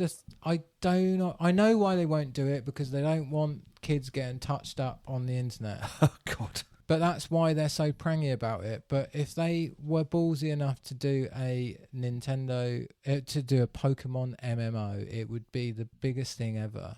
Like, it has potential to be like, we're talking Minecraft big. Yeah. Or absolutely. World of Warcraft big. So what's stopping them? They're prangy about their ecosystem and sharing of information. And, That's it. And people touching up children. Right. No, but it genuinely is because they're very conscious about their younger audience. Right. Whereas Sony and I suppose they target a lot of their games at a younger audience, don't they? So yeah, that's warranted. Yeah, fine. Rocket League's coming for Switch, which means Rocket League's on fucking everything now. But it's a very good game. Really super popular, right? Yeah, and it's tournaments and all sorts of popular. things. Yeah. And I love some of the mods and things that have been released. Back to the Future car I saw on there the other day. That's official. That's in the... Oh, is it in the game? That's something they released, yeah. Okay. It's an unlock in the game or a DLC. Okay. But yeah, it's very good. I'm shit at it though. Yeah. My brother's really I've good not- at it, I've and not then played, people are insane at it. Yeah, there's big leagues and things going on. Oh yeah, but it's just like if you watch if you played Rocket League for 20 minutes, and then watched 5 minutes of the best Rocket League goals, you'd probably just not bother picking up the controller again. Yeah, fair. Because it's one of those games where the really good people are so good, it's ridiculous. Like FIFA. Yeah. Zelda's getting 2 bouts of DLC. Right. That seems weird, even saying this from a Nintendo console, DLC. Because they don't historically do it. Because I missed out. I'd skipped the Wii. When I say skip the Wii, I haven't bought a Switch yet, and I might only just have fallen back in love with Nintendo after buying a 3DS. Right. But it's getting 2 lots of DLC for probably what's going to be everyone's game of the year this year. Now Sounds Red like Dead's it, doesn't been it? pushed. I think that conversation's probably dead in the water. Yeah, fair enough. I mean, yeah, Zelda's literally ticking everybody's boxes, isn't it? Everybody's raging about it. I mean, a lot of people say Horizon's probably as good, right? If not, obviously some people prefer it. But I know somebody who's taking Nintendo Switch to work with them and having 20-minute poos because that game's that good. So you've stopped playing Horizon Zero Dawn, have you, for the minute? Completed it. Yeah. Oh yeah, that's what I meant to mention on the Sony press conference. That's got some DLC. Yes, it has. Yeah, true. Yeah. Maybe this list was a little bit short, but the whole point of this list was that we'll scoop up anything else over the course of the week for next week. Okay. You can stick it in the gaming news section next week. And then the main thing, I think the best thing I saw at E3 this year is Super Mario Odyssey, which is I missed this. Okay. The new Super Mario game, and it looks fucking bonkers because there's stuff that's happening in it that just doesn't look right. But it's Nintendo being brilliant. And it's like you go to Earth and you're running around a New York City as Mario, and it's a bit weird that you do that. Cool. And then you'll just be in a really typical Mario level, but there'll be a Tyrannosaurus Rex there. And the art style's completely different for the T-Rex. He doesn't look anything like you would imagine a T-Rex would look in a Mario game, because the T-Rex would just be a big Yoshi or something like that, wouldn't it? True. No, looks like a real T-Rex. And he was like, that's mental. Any idea what the point of the game is?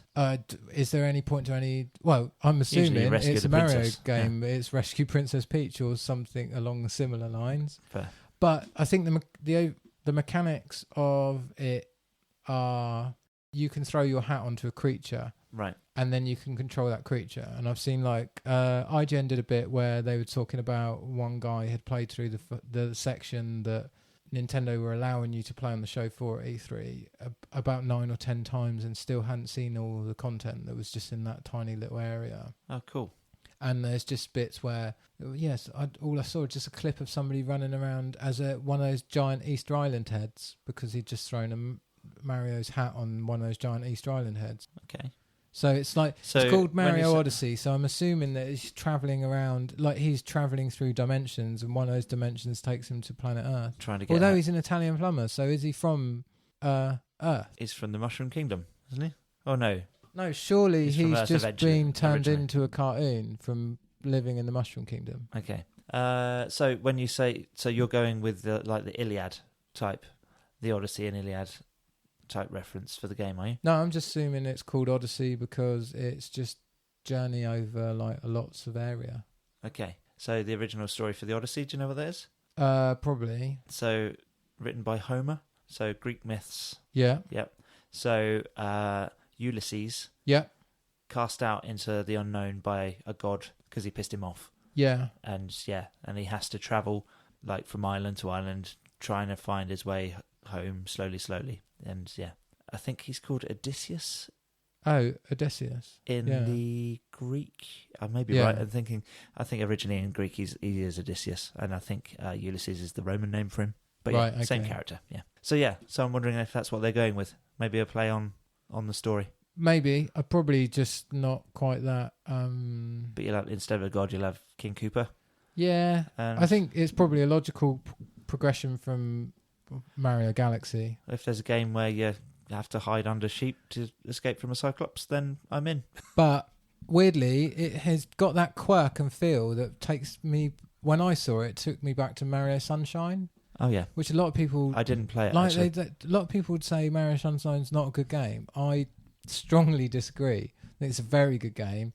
and it had a really cool little mechanic. And I think actually it's one of those games that will be more fondly remembered later on. Is Sunshine the one where you painted stuff? You squirted just water. Right. I don't know, actually, could you change the water colour? Maybe. But anyway, people didn't like the fact it had that pack on and it was a bit out there.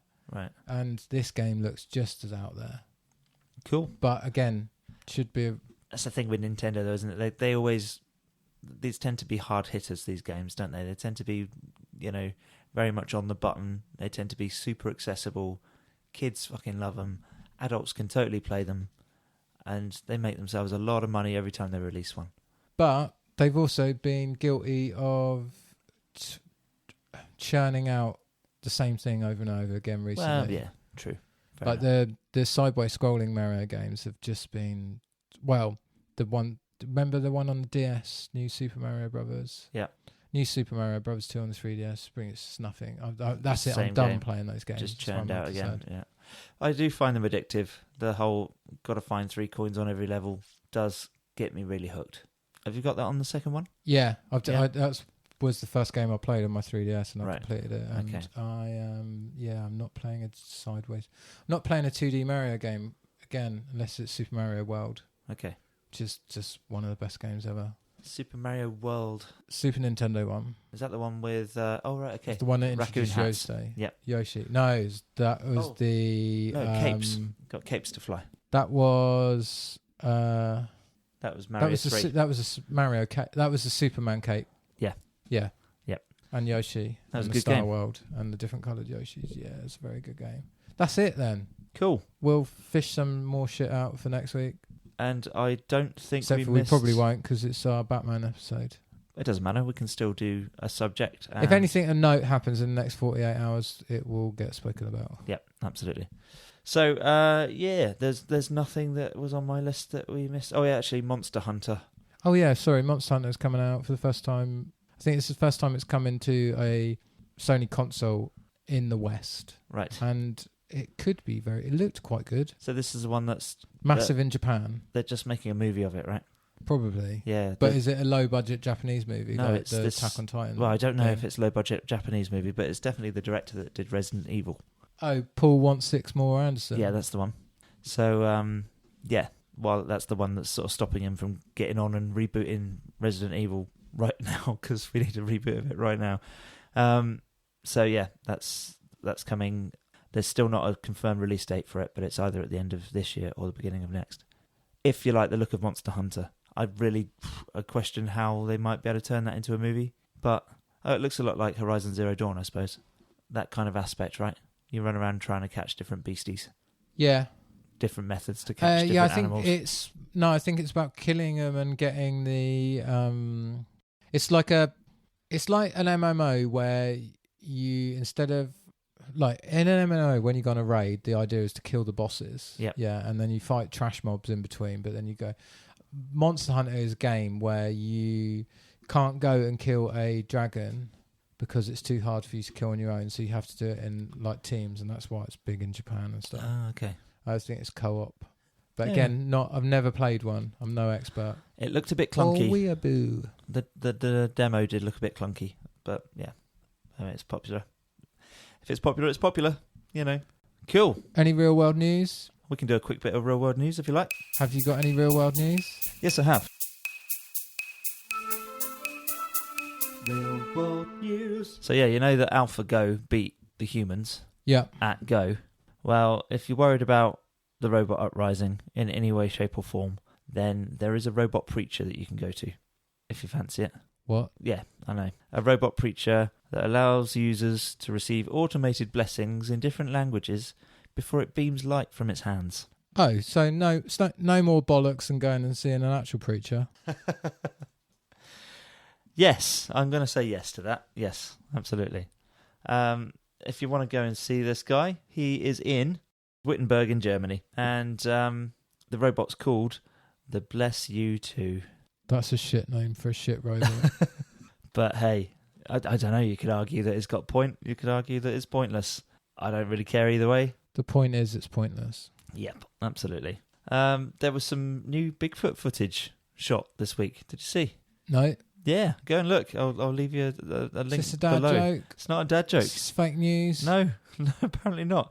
In La Crescenta, California, in USA, there's some guy that's got some footage of a big ape-like creature. I'm sorry, that country's big, but it's just not that fucking big. Yeah, this is true. For a whole species to lose itself would be quite unlikely. But there's footage, and people are being warned to not go in the forest for a little while. Fucking. I know. Well, you know what? There's sense in that, because if it's somebody's escaped gorilla, some rogue pet, then you don't really want to be walking up to a silverback deer. No, I'm not sure anybody in America's got a gorilla as a pet, though, have they? Well, there are some very rich, very stupid people everywhere in the world. Yeah, especially in America. Hello, America. One of them's the president. We mentioned earlier about bloody him and Theresa May being in bed with each other. Did you see, as far as nuclear weapons are concerned, did you by any chance see the calling of the votes for Theresa May's constituency? Sorry, what was this about fucking Mayhem's constituency? Oh, sorry, we got to stop calling her Mayhem because it's too cool of a name for her. This is isn't true. It? What did we call her before? Davros Davros May. That's the one. Damn, that fell on deaf ears, didn't it? Did you see the counts coming in for her constituency? You know they did. Oh, yeah. Lord Buckethead we're going to talk about now. Yes.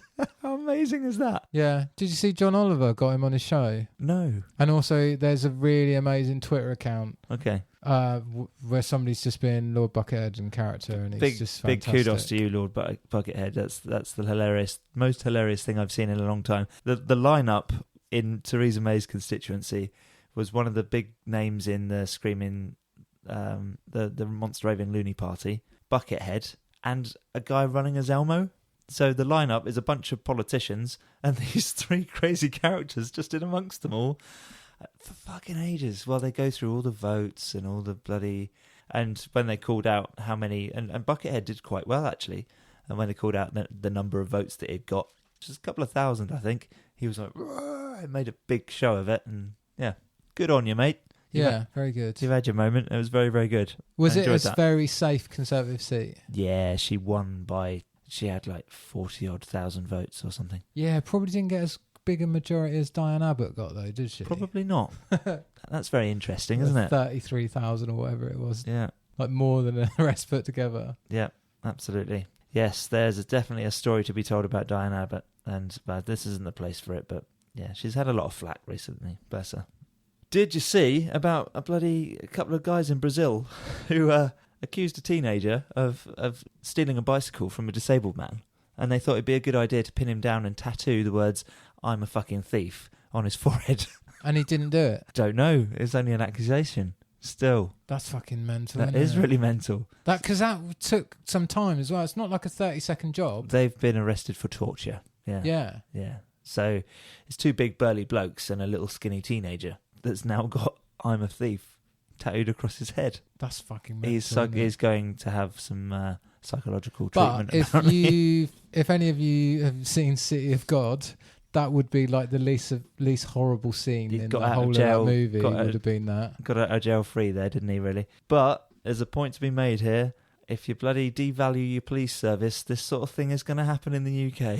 Just please, government, pump some more money into our police service and our fire bloody service. But yeah, we won't talk about that today. Yeah, no politics. No, we got to move on from the politics. Drug pigeons. Let's talk about those. What? Pigeons made of drugs?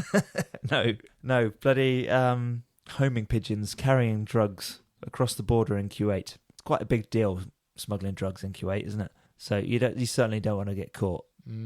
Probably not. Taking drugs over, there'll be death sentence. Just cut both your hands off, probably. Or death. Yeah, I would imagine.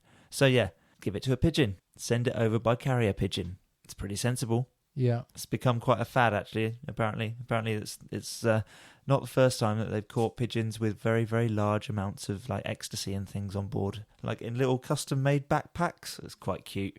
Go and have a look at the pictures. It's good. That's meant.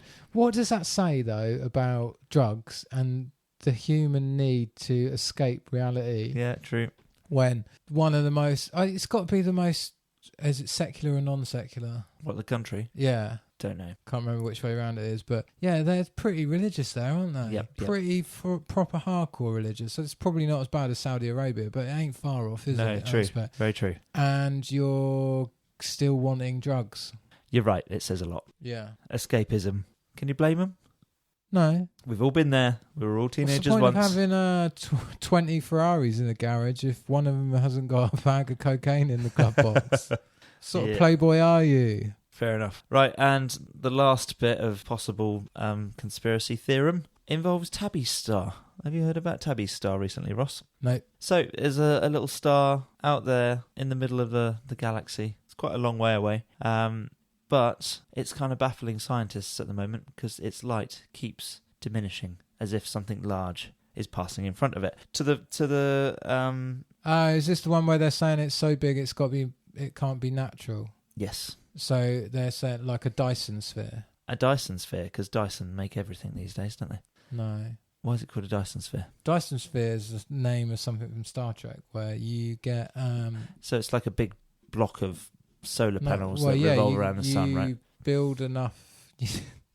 Think of the fucking logistics. How big's your sphere that goes around your sun? Well, obviously it has to be far enough away it doesn't melt. It's like 80 million miles away. What?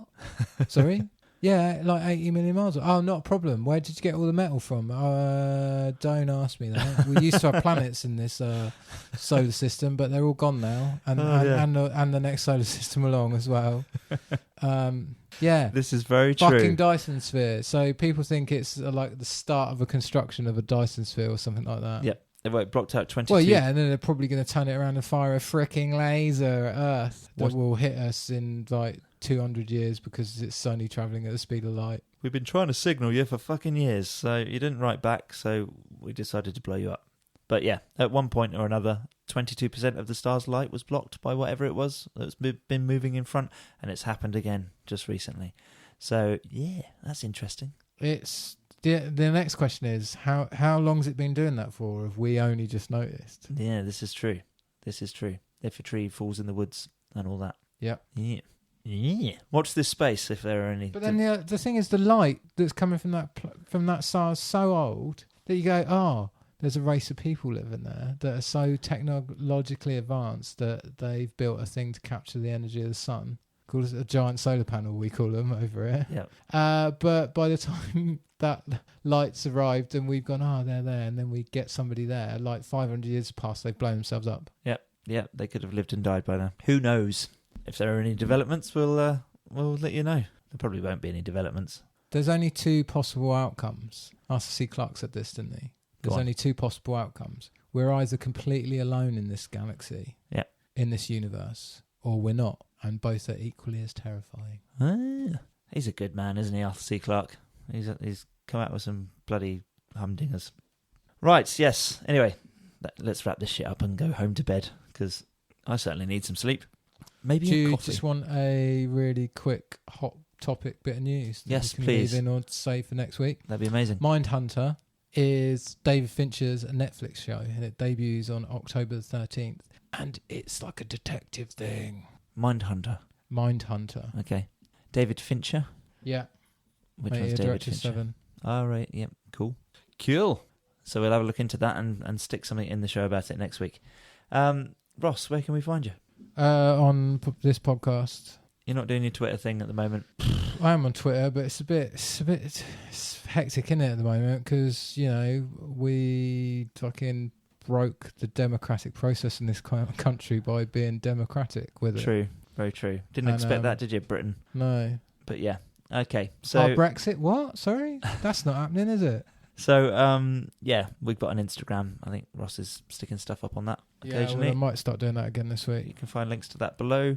You can find links to our YouTube channel and our Libsyn and Stitcher as well down there. If you'd please like, subscribe, share, and all that stuff, that'd be massively appreciated. Yeah, leave us a review on iTunes. That'd be grand. If you've got an Android phone, leave us a review on Stitcher, I think. Probably has got a way of reviewing. Cool. Join our Facebook page and give us some feedback if you want a group so we can actually talk about shit for the podcast and take questions and stuff like that. I'm never sure that anyone ever makes it this far into the podcast. If you have done, then hello. Send us an email. Send us a question. Don't send us an email. It's 2017. Just message us on Facebook or send Chris a text you're right. at 3 a.m. It's 2017. People can do what they want. Tweet at him. Send us an email. Whatever you want to do. It's all right with us. I'm going to say goodbye because I'm going now because it's spoiling hot and I'm going to need dinner. Thanks ever so much for listening, folks. We will catch you next week. Take care. For a podcast that's a little less of a list. Goodbye. Bye.